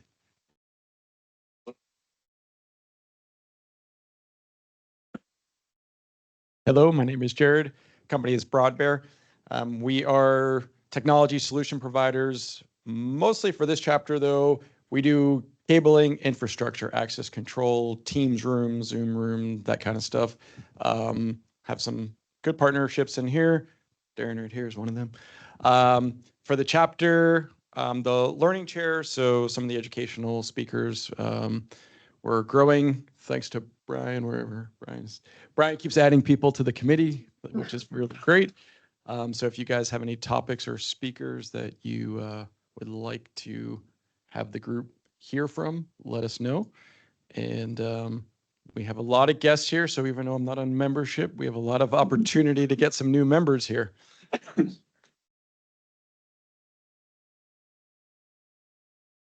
Hi, I'm Darren Somo from Greystone Technology. We are a managed service provider.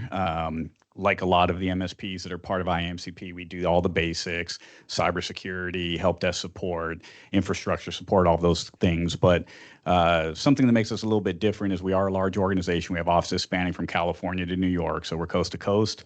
And on top of it, we also still do standalone one-off work for non-managed clients. So a lot of MSPs won't take on-demand work or projects for non-clients. We will. So we have a project team that works independently. We do on-demand support. We also do end-user training on Microsoft solutions. And also web and app development. So we do a lot of things that for non-managed clients that a lot of MSPs won't touch because they'll only work for their managed clients. And to Justin's point on solution designations, we have solution partner designations for 6 Microsoft services and 3 specialties. So if you're working with Microsoft and it's outside of your team scope, we might be able to help. Very nice. We're going to jump online now that we're at the halfway point in the room. I think the first one I see is Pitch. you come off mute and give a 20-second intro? Sure, sorry about that. Yes, my name is Pitch. I'm a board member of SoCal North. I'm also an independent tech advisor and partner at Proactive. Proactive is one of the core sponsors for IAMCP. We offer AI and automation for the sales focus. And I'm also a heavy networker and connector, so I love to help. Very nice. All right, Mario, your turn. Hey everyone, Mario Duane's here, sales manager with the Partner Masters. Obviously you heard Justin's presentation. Would love to connect with any and all of you. Just talk through some of that stuff, right? What resonated, what didn't, but please feel free to reach out. I'm also the IAMCP membership chair.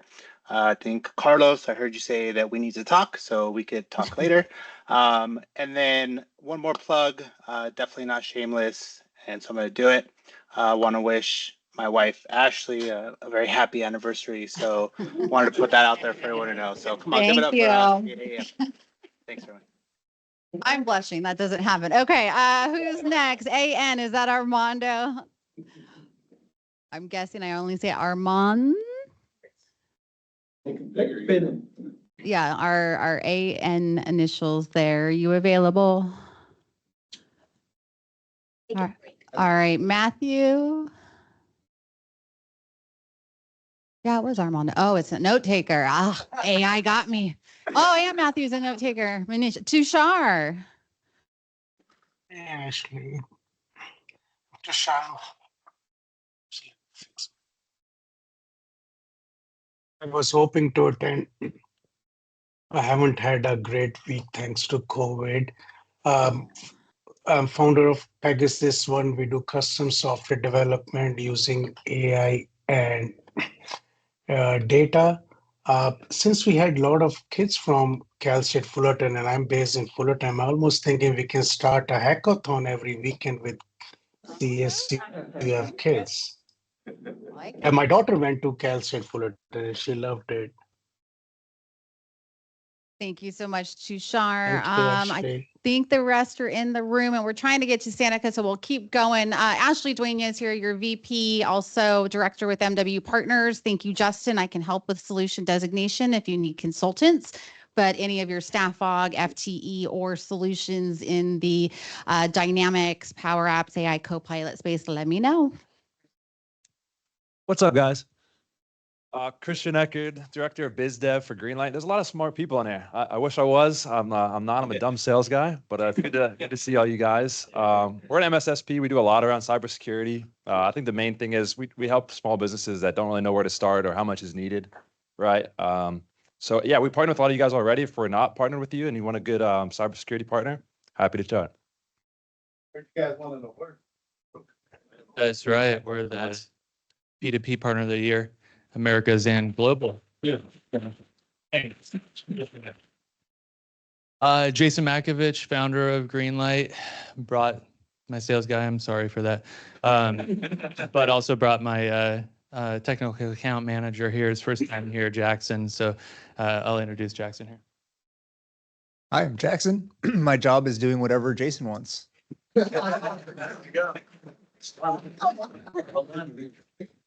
Good afternoon. I'm Nora Betancourt, and I'm with MindStreet. MindStreet is a SaaS computerized program, 100% clinically validated for mental health, for symptoms of anxiety and depression.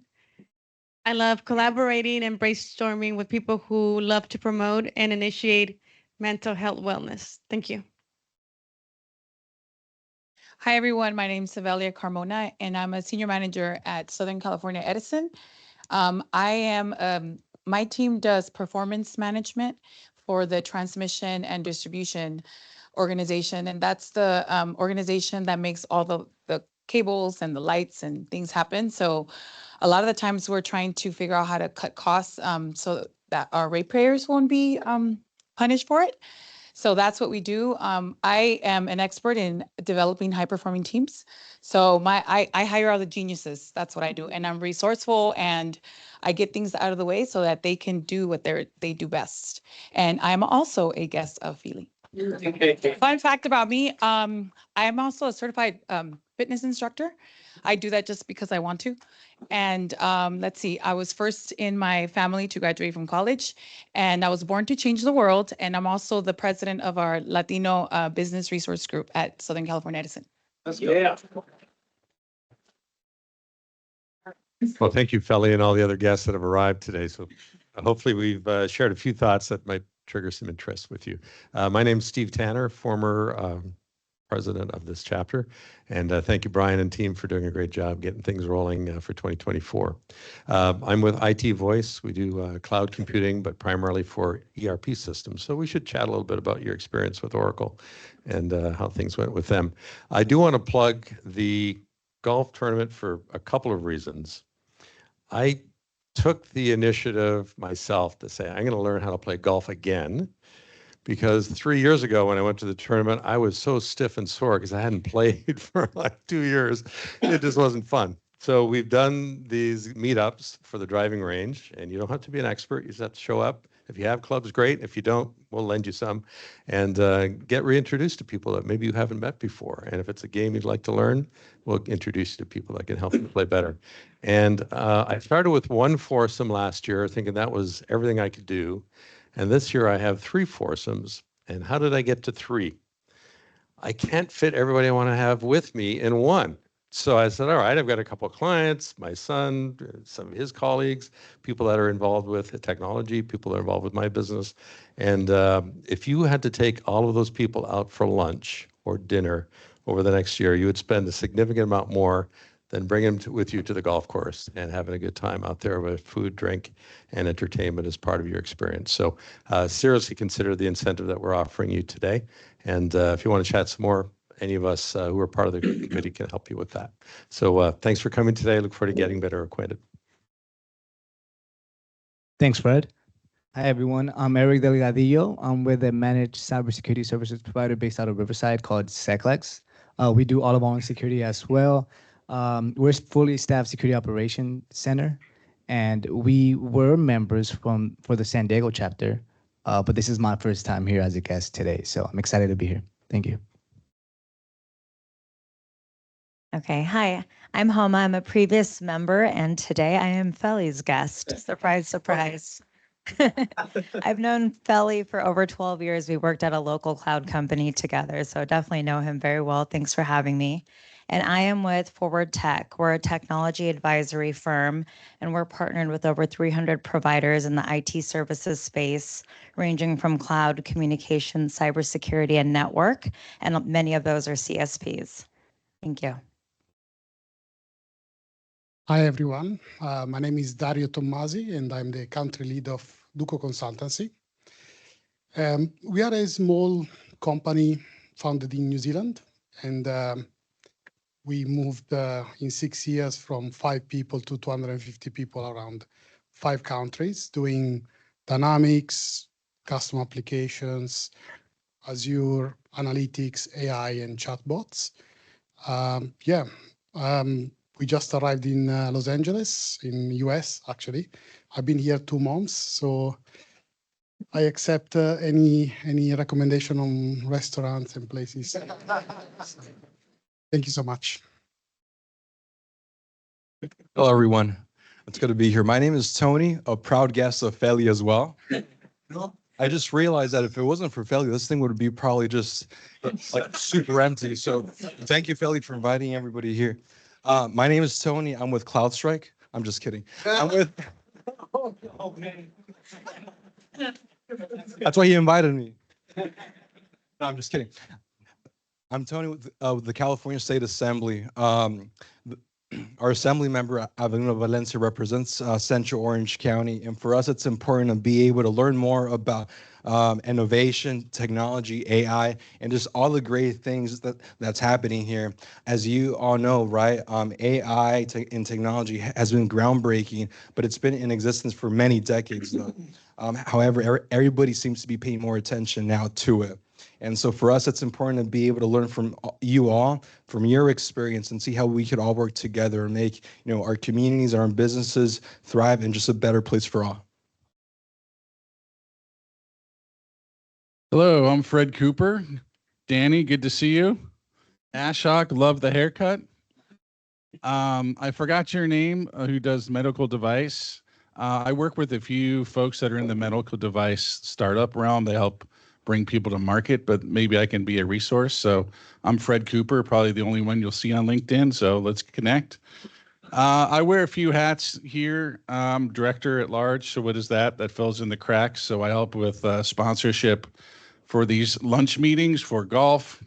But we're all kind of helping each other out in all the different realms. So it's good to see a full-size group. I'm sad that I wasn't part of the Felly party bus here, but it's nice to meet you all here.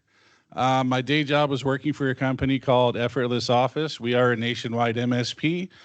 What is that? That means we can be your IT department for businesses that don't have one, help desk.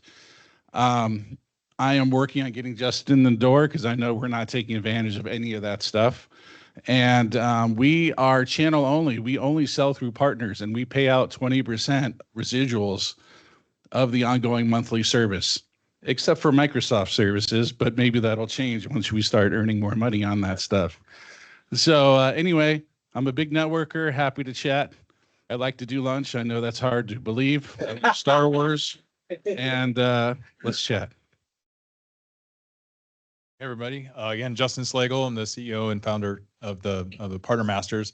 Also, I was going to share that I founded this group 15 years ago, and what's really incredible is to see that there are many of you that I'd never met before. So good to see the legacy continuing on, and thanks for all of you new ones, and thanks for inviting guests and so forth. But nice to meet you all.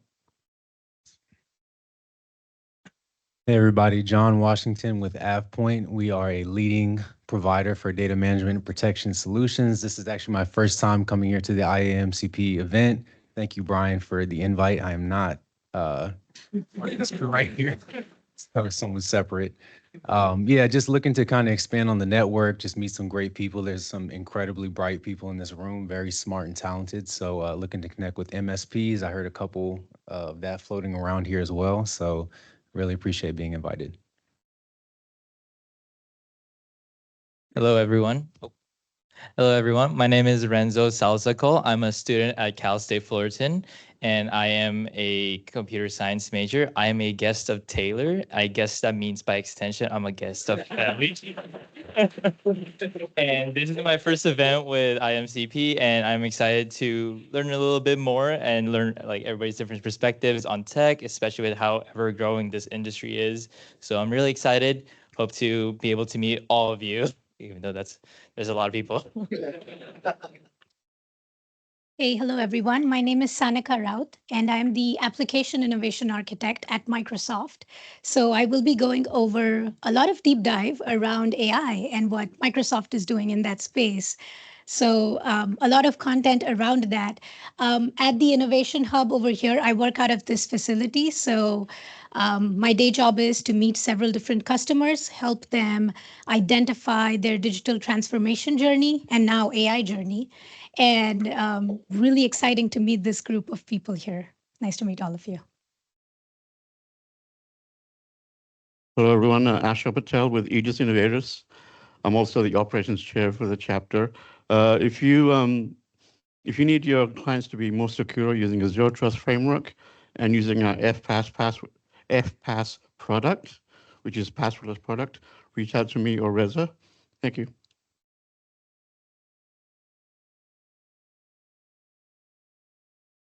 Alrighty, did we miss anybody? Thank you. This is very helpful to understand what people do. And I thank you to Taylor for inviting her cohorts. It's amazing to have some young people in the room.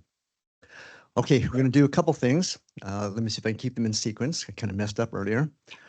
So maybe if Ashok would do the Wheel of Wow, as Steve Tanner refers to it. We're going to give away two things. So the first one that we're going to give away is a book authored by our friend and colleague, Manish Bhatia. So we're going to do that for the first one. And then the second one is a Starbucks gift card, which Ice Adams has the cache of Starbucks gift cards. This is for the book? For the book.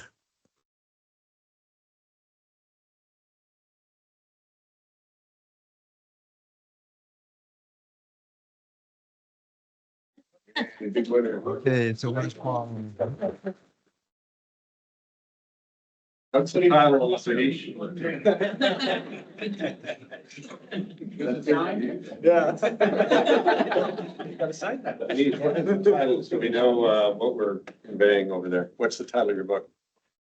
Oh, the book is AI Productivity Leap. So this is a very basic book on what's going on in the AI and what area businesses should focus on. So I covered 4 areas, which is sales, marketing, operations, coding, and then R&D. So those are the top areas we need to know. Thank you. Talk to anyone. Okay, Ashok, one more, please.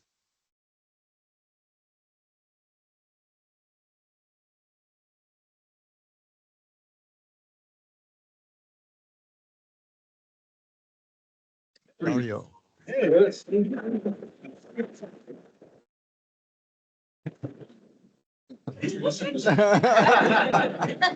Congratulations, Dario. Welcome, New Zealand. All right, now, this is going to be a little bit of a confusing process. Sanika has asked me to take a poll of how many folks are interested in taking the tour.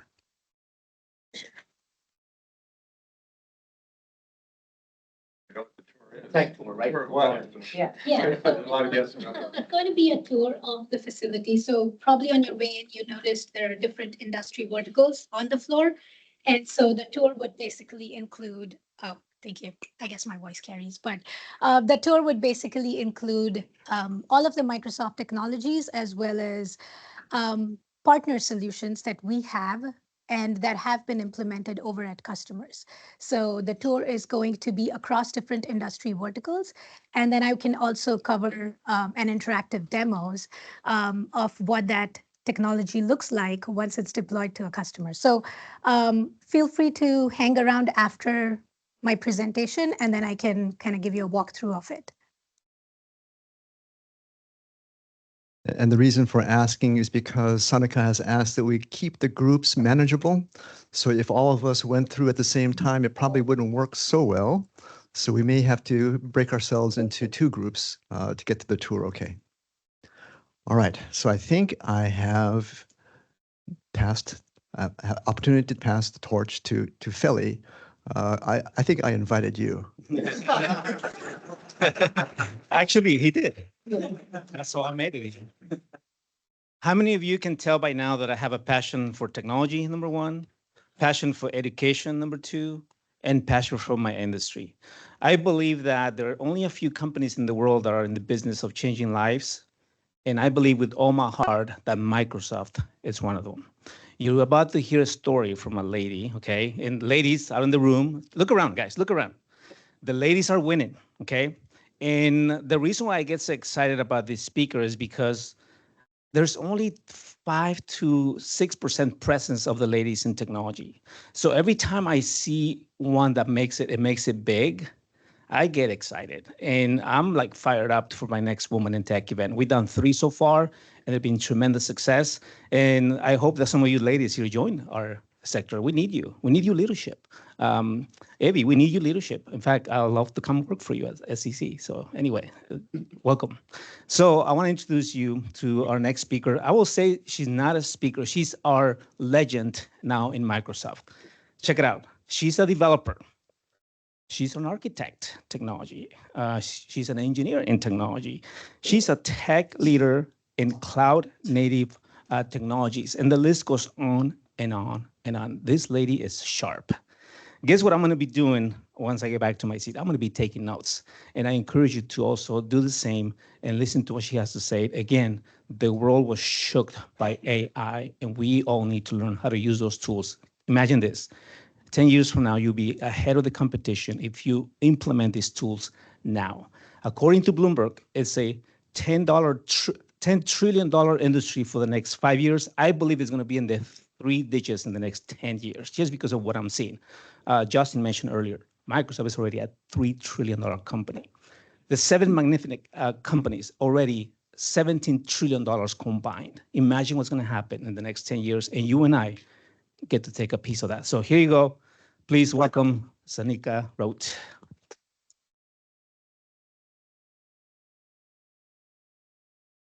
Thank you, Feli. Thank you for the kind words. And as Feli mentioned, I'm a developer at heart.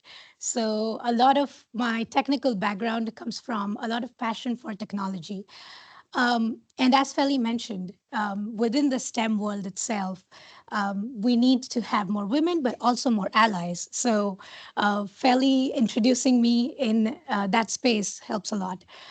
So today I'm going to go over a lot of content around Microsoft's footprint around Gen AI, and also how that space is continually transforming across all business applications. So in addition to just looking at the different co-pilots, how you can really democratize AI and generative AI in your organizations and enable adoption of these AI technologies.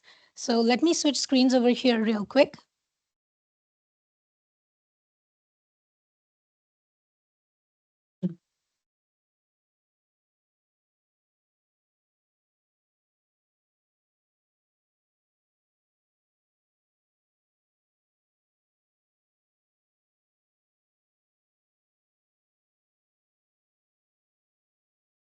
So a little bit background before I dive right into the Gen AI space.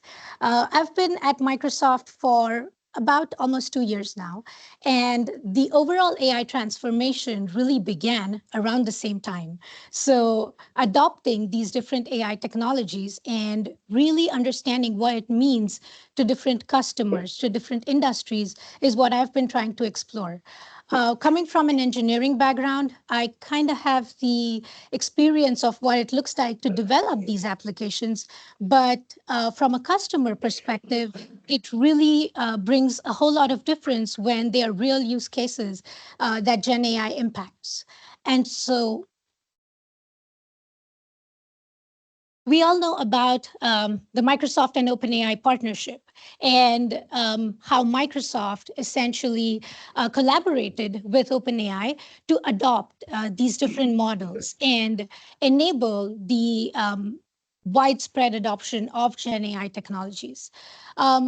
You may have, and just a quick show of hands, how many of you have already tried ChatGPT or Copilots there? And the adoption has been massive. The overall adoption among users has been tremendous in terms of being able to accept these different LLM models. And what that really means is with Microsoft efforts of making sure these OpenAI models are available to different customers, we also try to identify here at the Innovation Hub what it means to your businesses, what it means to your organization.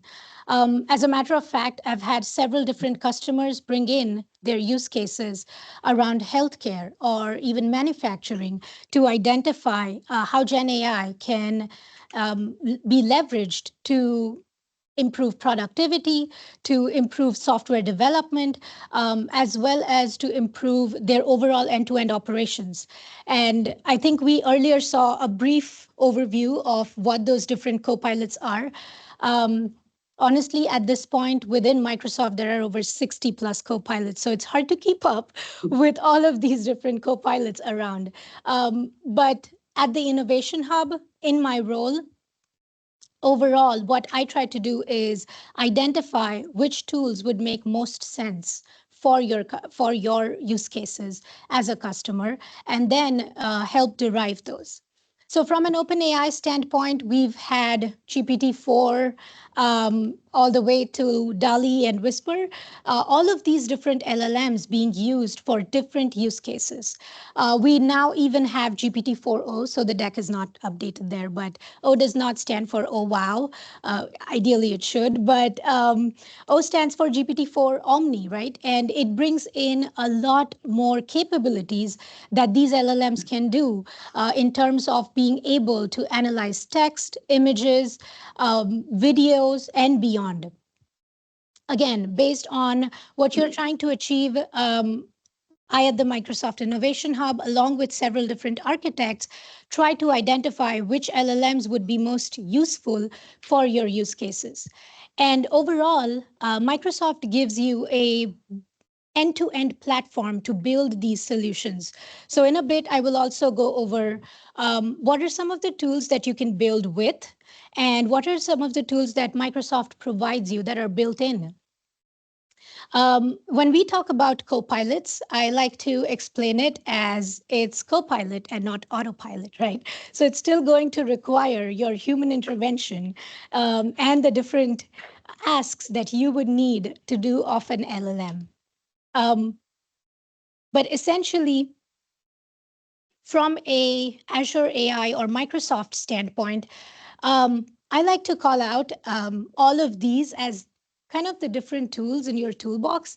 And depending on what you're trying to achieve, you can leverage either one or several of these different services. Now, from an overall portfolio standpoint, Azure OpenAI sits right somewhere here where developers and data scientists can leverage these AI models. Someone earlier mentioned about GitHub Copilot, and I like to call it as the OG Copilot, right? It's been there for 2 years. A lot of our Copilots evolved based on the feedback that we received from GitHub team and kind of driven that towards the different copilots. In addition to the Azure OpenAI service, there are several different AI services for vision, speech, language detection that are typically used when you're developing these end-to-end AI applications. And there are also, on the top layer, the low-code or no-code tools. So that's really for your citizen developers or business users that can leverage a tool such as Copilot Studio to build a Copilot very easily with minimal code, with an end-to-end platform that you can leverage, which is essentially built on top of all of these different services. And then, of course, on the very top layer, don't want to miss that out, is the M365 copilots. So that's where your employee productivity and being able to leverage copilots within the Office suite are made accessible to you. But essentially, all of these services are working behind the scenes for those copilots to be able to be made accessible to you.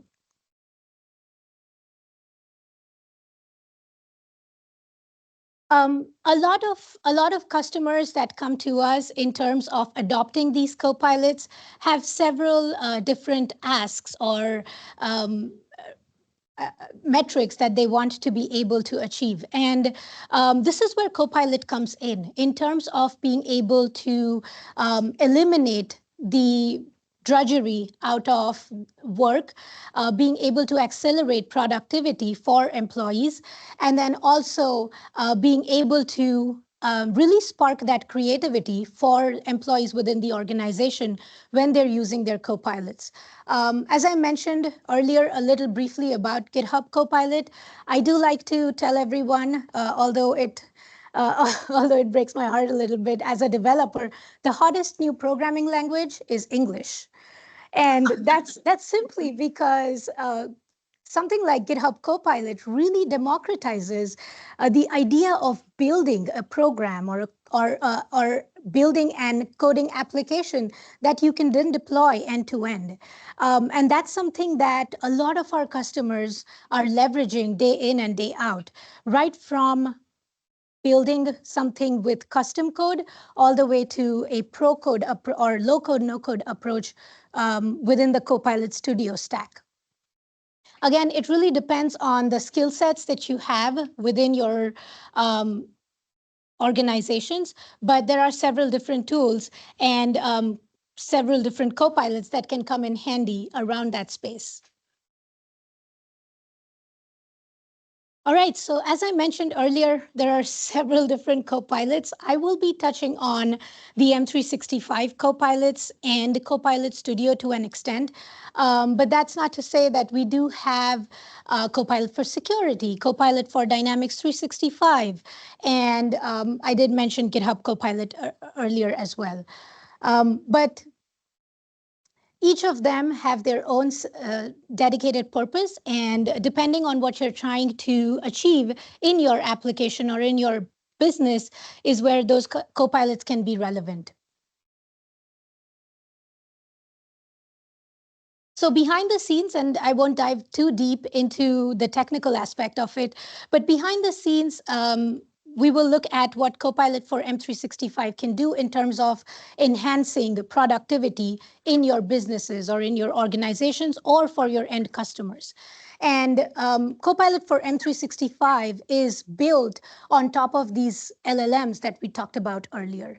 I like to explain that LLMs or large language models are, yes, they are the smartest thing in the world, but they are trapped, and you can think of this in the sense of they're trapped in the body of a 5-year-old. So LLMs need to be really told what they need to do. Your instructions, your prompts need to be specific in terms of leveraging these LLMs. And believe it or not, prompt engineering is now a 6-figure salary. And that's essentially because LLMs are driven by these prompts, by specific instructions that you provide to the LLMs. So behind the scenes, when we're interacting with Copilot for M365, these LLMs are going to take in your prompt, and I'll show a quick demo of what that looks like. And it's going to combine it with your organization's data. So let's say you have an HR department or a operational side to your enterprise. You can combine all of them to get detailed answers. So now at this point, within my Copilot for M365, I can essentially go in there and ask my Copilot to summarize all the meeting notes for me. And it will do that for you based on the LLM knowledge, in addition to the background, the context that you've provided to that Copilot. And it'll make more sense in the demo, I promise. But Copilots for M365 are going to comb all your data to give you much more richer responses and answers, and still keep that generative nature of responses using the LLMs. And as I briefly mentioned, all these copilots are essentially going to be your AI assistant at work. Within the M365 suite, you are going to be looking at, and Microsoft makes these available in terms of being leveraging within Teams, Outlook, Word, PowerPoint, so on and so forth. To be honest, using Copilot in PowerPoint, I have been creating all my decks, so it's all Copilot doing the work for me. But if not, my PowerPoints would be 2 lines of text and then images. So Copilot in PowerPoint is a game changer in terms of utilizing creativity, but then also giving that added personal touch to my information. All right, so before I switch to a demo and kind of go through an end-to-end information of what that looks like, I quickly wanted to touch on Copilot Studio. And this is really the low-code, no-code solution. So based on enabling a Copilot Studio and the skill set in your organization, this really provides you an end-to-end conversational AI platform. And what that means is essentially with a few drag and drops, you can build Copilot, which is customized to your own data.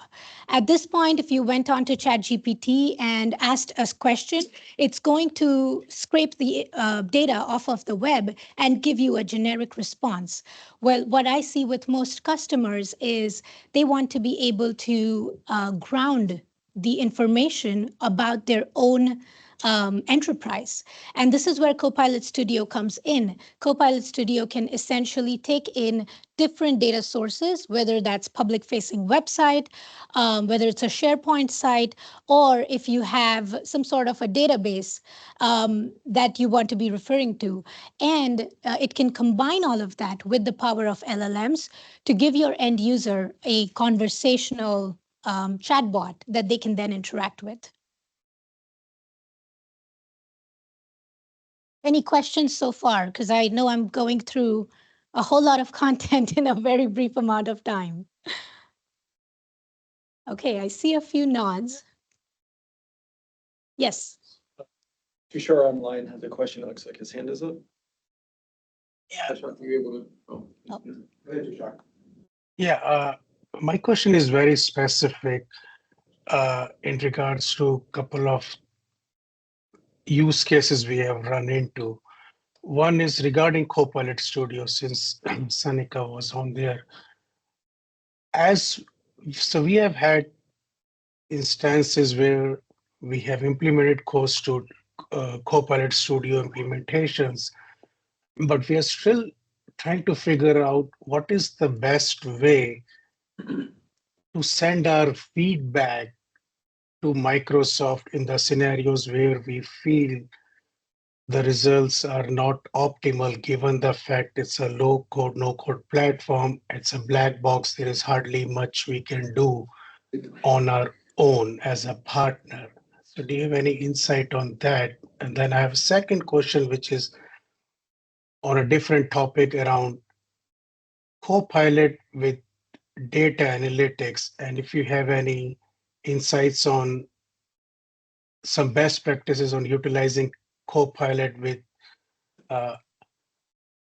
data, which is especially unstructured data around MongoDBs or data as we get from IoTs and so forth, things of those nature. Yeah, both excellent questions, Tushar. So the first one, in terms of product feedback, as I mentioned earlier, this is a continuously evolving space. And so there are a couple different links that I can share in terms of sending feedback to Copilot Studio. Through customers, we also make sure that we relay that feedback to our product teams. And then as for your second question, Copilot for Fabric would be something that you would look into in terms of having LLMs reason and analyze over your unstructured data.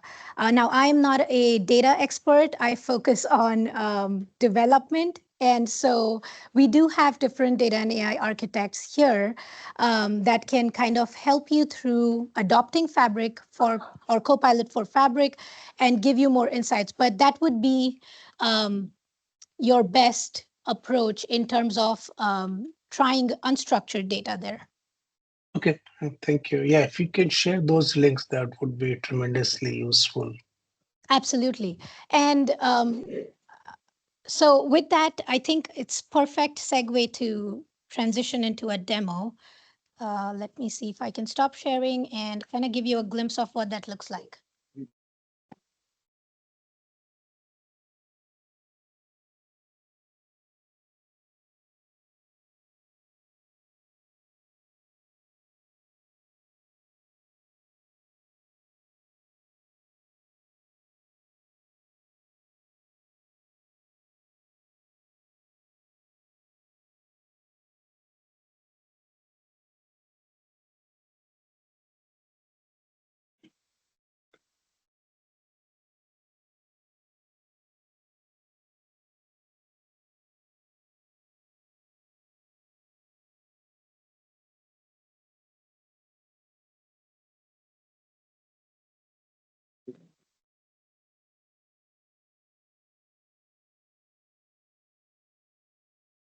Quite a glare on my screen, but that's okay.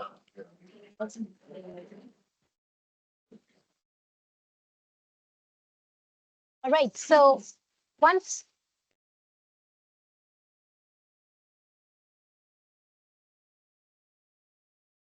Now, in the essence of time, I have a pre-recorded meeting that I will be demoing across, but I do have a pre-recorded meeting for sort of our demo tenant within the innovation hubs. And what I do have over here is the M365 Copilot enabled. So as I said earlier, Copilot can kind of comb through all your information, take a look at the recordings and transcriptions and capture that so that the LLM can then reason over it. Now, once I have this enabled within Teams, and this is my meeting recording. So in here, I do have Copilot capturing all the action items, all the meeting notes that I would then require. So my last prompt to Copilot would be recap the meeting. And so I can essentially ask Copilot to go in there and recap all of the recordings and transcriptions from the Copilot. Additionally, while it's generating that response, it will also give me citations exactly back to the point where what minute XYZ speaker was talking about a certain topic, and then capture that in my response as well. So when we talk about copilots being able to reason or analysis over your data, it's going to, and it's taking a minute here, but it's going to take in all the information and ground its response based on the information, in this case, the recording of the meeting. All right, and there we go. So as of this meeting, I do now have key topics captured based on what were the different topics that were covered in the meeting, as well as if there were any action items or timelines that were captured. Now, additionally, for M365 Copilot, I can also have Copilot summarize my large thread of emails. So as an architect, I do get several different emails, and it's not always possible to capture each and every detail or mentions that were in that email thread. So I can now have Copilot within Outlook to either summarize these or even help me craft an email. So essentially what it's going to do is it's going to take in the context of this email thread, which is from my colleague Will. And once I have it summarized, it will scan for that email, look for all the highlighted points in there, and then give me a really concise summary for that long thread of email. And this is essentially just within the M365 side. And some of you may have seen this in some flavor of ChatGPT, where you're able to either summarize content or generate content. Now, when we talk about building custom copilots, though, that's where the Copilot Studio comes in. So the Copilot Studio or Microsoft Copilot Studio, as I mentioned, is an end-to-end platform, and it gives you those low-code, no-code capabilities. And so what it's going to do is you can either start with a template, but essentially you can then build your own custom Copilot. And I do have a custom Copilot created over here for a basic website Q&A. I always tell a lot of my customers, nobody reads an FAQs page anymore. And so a custom Copilot for your website, for your customer-facing application would be something that can be a low-hanging fruit, where you can easily leverage Gen AI for using its LLMs behind the scenes, but still grounding those LLMs, rooting them in your organizational data. And so over here, as you can see, I have a couple different prompts called out. And in here, I also have topics. So those of you that are familiar with to some extent of Power Automate or Power Platform, the look and feel is going to be very similar. And if you notice over here in the knowledge base is essentially where it's going to be grounding those LLMs. So if I were to go here and right now I have the Microsoft public facing website. So at this point, if I were to ask Copilot to list all the products that Microsoft has, it will be able to go off of that knowledge base and give me a tailored response only about Microsoft. And so please list all the products. Now, in this case, or in my prompt, my user prompt or my ask, I'm not really calling out Microsoft in specific because I have my grounded information in my knowledge base over here.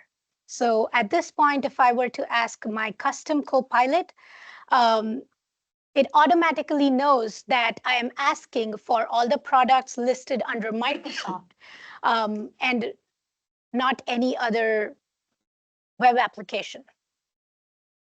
So at this point, it gives me all of the products available, and then it also gives me a citation. Now, this is something that we call as a RAG pattern that is being implemented behind the scenes.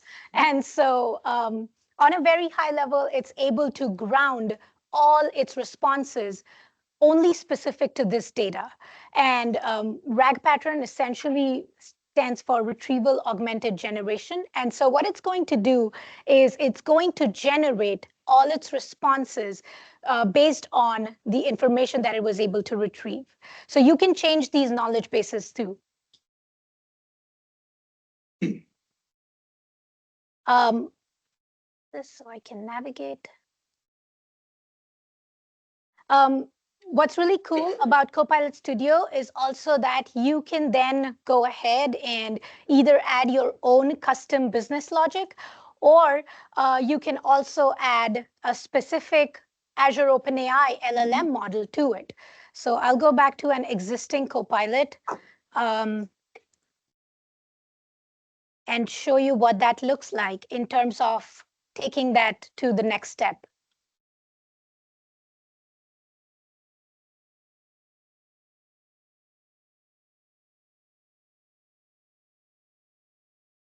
Usually doesn't take that long, but we'll see.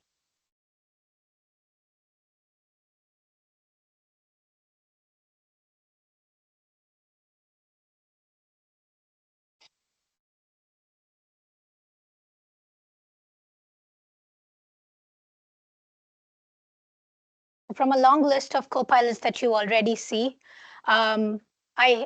I have a couple different ones that have been created for customers. So we had a customer from healthcare that wanted to leverage copilots to identify patient transfers and be able to leverage LLMs to give them more insights into how many patient transfers were actually executed from one hospital to another. And so another example I did have was within the automotive industry as well. So here, within this Copilot itself, I have a couple different knowledge bases that I can add. And then in here, within topics, system,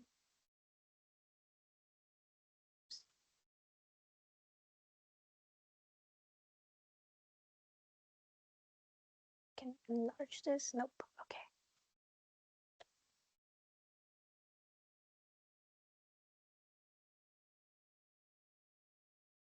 All right, so right here is where I can define my data sources. So remember when I talked about this being sort of a low-code, no-code tool? All of these integrations can essentially be used from your either public-facing website or your internal knowledge repository, and then have an LLM interact with it to be able to give you more insights.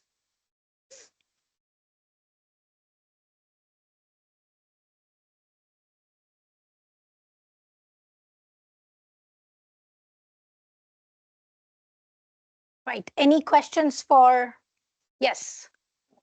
So just wondering, is Copilot Studio like generally just text to text, or are you guys also working towards like, audio or like visual as well? So you can it goes back to which LLM model you're leveraging behind the scenes, and you can customize whether you want to be using a basic GPT-3 model, which only has functionality to interact with text, or you could use a GPT-4o that has capabilities across text, images, and videos. So you can really configure your models and select them over here, and then have your custom Copilot interact with them. I see. So they would like leverage like customs data sets as well, like you said, from like your own company. Absolutely. And a cool thing about this is you can also take this into development. So let's say you did build out this basic low-code, no-code tool, and now you want to be able to deploy it, or even have a pro dev approach where behind the scenes you're able to configure it. You can export that and then have that deployed as well. I was gonna ask you about the API integration and all of that, working with like custom applications. Yes, and Copilot Studio, as I like to explain, is kind of that first step towards building your custom Copilot. It integrates really well with Azure AI Studio too. And so what that essentially gives you is the flexibility to even have your own models integrated with your applications.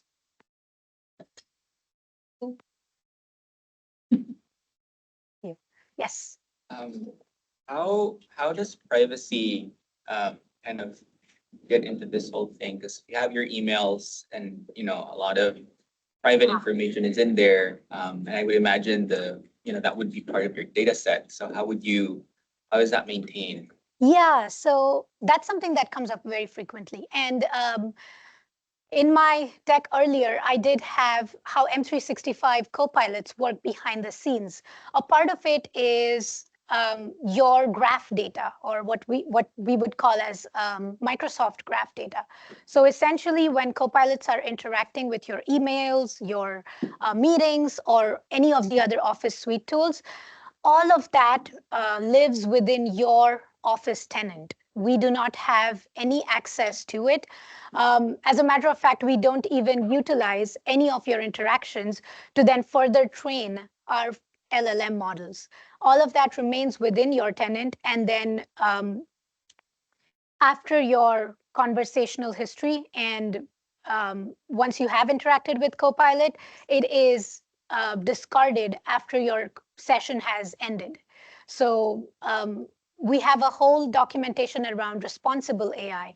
And the idea behind that is when we are communicating with these LLMs, we have all of these LLMs and copilots built in such a way that they will they will basically overcome any biases, any hateful content, or even any security guardrails that it needs to build around it. So it stays again within your tenant, and then based on your interactions with it, you can, in fact, within M365 Copilot, you can also govern and make sure which users or which user groups or roles have access to it. So you have controls on your end when you're accessing these tools. Any other questions, thoughts? Perfect. I have a question. Yes, go ahead, Tushar. So this is one thing we have dabbled into. So in some instances where out-of-the-box responses from the LLMs which come as part of Copilot, we felt were not good enough. We have integrated and gone out all the way to integrate with our custom chat product, or say Gemini. And then we would do a comparison between the responses which we are getting, and then whatever we feel out of custom programming, we render it back to the end user. What do you feel about that? Is that an acceptable strategy? Is that something you would be okay in terms of Microsoft implementations and so forth? I just wanted to hear your thoughts. Yeah, and one of the things that I think, so we see a lot of customers do those kind of interactions. And one thing that I would like to call out is within the Azure AI Studio, and I know we don't have enough time, but essentially within the AI Studio, and I'll very briefly go over it, but you have access to several different LLMs, to thousands of different, in fact, the models that you see here, those keep getting upgraded and changed almost every week. So we had GPT-4o, now we have GPT-4o mini, which is kind of the SLM, small language models that are being used. But you can very well integrate these models into your applications and have your responses better fine-tuned. One of the things I do like to tell is if you are using copilots for M365 specifically, you are better off grounding them in your graph data and getting the responses in that way. If it is a custom solution that you are building, you always have access to these thousands of different models and build your own. So it really depends on, I hate to say it depends as an architect, but it really depends on what you're trying to achieve. Okay, no, I think that's good to know because when we were doing it, we felt we are crossing the boundaries, but it looks like that's not an unusual ask. Yeah, no, it's not. And again, it's always important to remember that all of these copilots are going to be generative in nature. So GPT also generative in nature. A lot of times when customers come to us and ask for, well, we want this to be this specific answer, like an FAQs page, it's still going to have that natural language response because it is generative in nature. And so when you're building out your applications, you can fine tune your responses, your models, so that you can narrow down the scope of your LLMs. But those are some of the design considerations that that come into place once we've kind of identified your use case and what you're trying to do. So I'll ask one last question, then I'll shut up. So we have run. So we are running into situations where we'll ask a question, will not do any changes, and will not get a good response. Then we'll say, then we'll do okay. Let's reset and hello GPT again, and we'll ask same question, and then we'll get a great response, which boggles our customer. Like, why is that happening? Do you have any insight on that? Yeah, so couple different things that you can do there. And this goes really deep into the machine learning space. But within Azure AI Studio, we also have evaluations as a tool that's made available to customers. Now, one of the things that I do like to call out is LLMs by themselves do not have any memories. You kind of have to have some sort of a persistence layer where you can store those interactions. And so the idea behind using something like an Azure AI Studio is going to be to enable evaluations. And in the software development world, you may have heard of test-driven development. Now it's kind of shifting towards evaluation-driven development. And what that's going to mean is you need to capture the responses that your LLM is giving. And in that process, you're essentially going to say, well, I think this is 90% acceptable, or I think you were way off and this is unacceptable and it's 0% accuracy of your response. And based on those evaluations, you can then kind of make sure that your LLM is always giving you responses that are predictable in nature and much more towards the point where you find the accuracy to be 100%. So all of that is kind of built into Azure AI Studio as well, that you can leverage. Okay, thank you. Yes. about like the similar thing. So Google also has a similar copilot called Google Duet AI. I was just wondering like how it would compete with the Google's AI. Like it does the same thing essentially, but I was just wondering that. Yes, and there's both kind of different tools.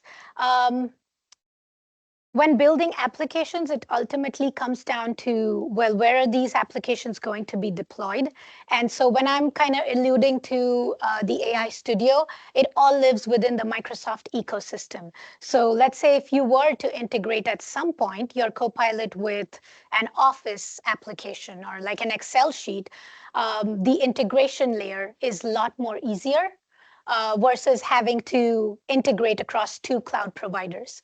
So it comes down to kind of that deciding factor from an architectural perspective. Where do most of your business data or data essentially lives? I mean, just to go off of that, because you did mention about the whole cross-platform issue, I was wondering what this specific like studio, how would it react to an issue like that?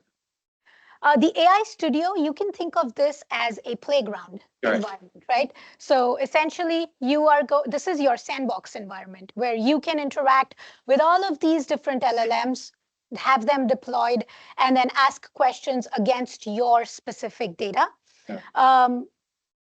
Beyond AI Studio, you can also actually take this whole application that you've built in your playground and deploy it to some sort of a web application. And then you can call out different external APIs that you then want to integrate with that app. It gives you those functionalities, but I always like to call out that this is your sandbox, this is your dev environment. It's going to give you the feel of the different LLMs, what are the different options there, whether you want to be, and we didn't go over it, but there's a whole lot around being able to fine tune those LLMs too. So it'll give you all those options, but once you've kind of created that, you can then package it and host it with another API. But then we are jumping out of the realm of Copilot Studio. We are now talking a totally different set of tools. Yes, and this is the more pro-code approach.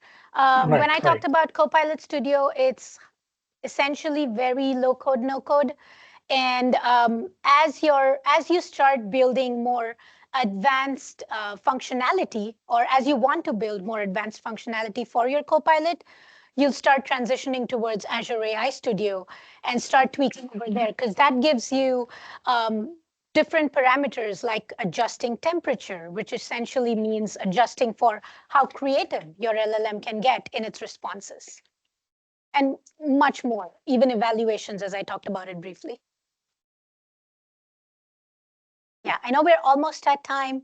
I want to make sure, I want to be cognizant of everyone's time, but hope this was helpful, and thank you.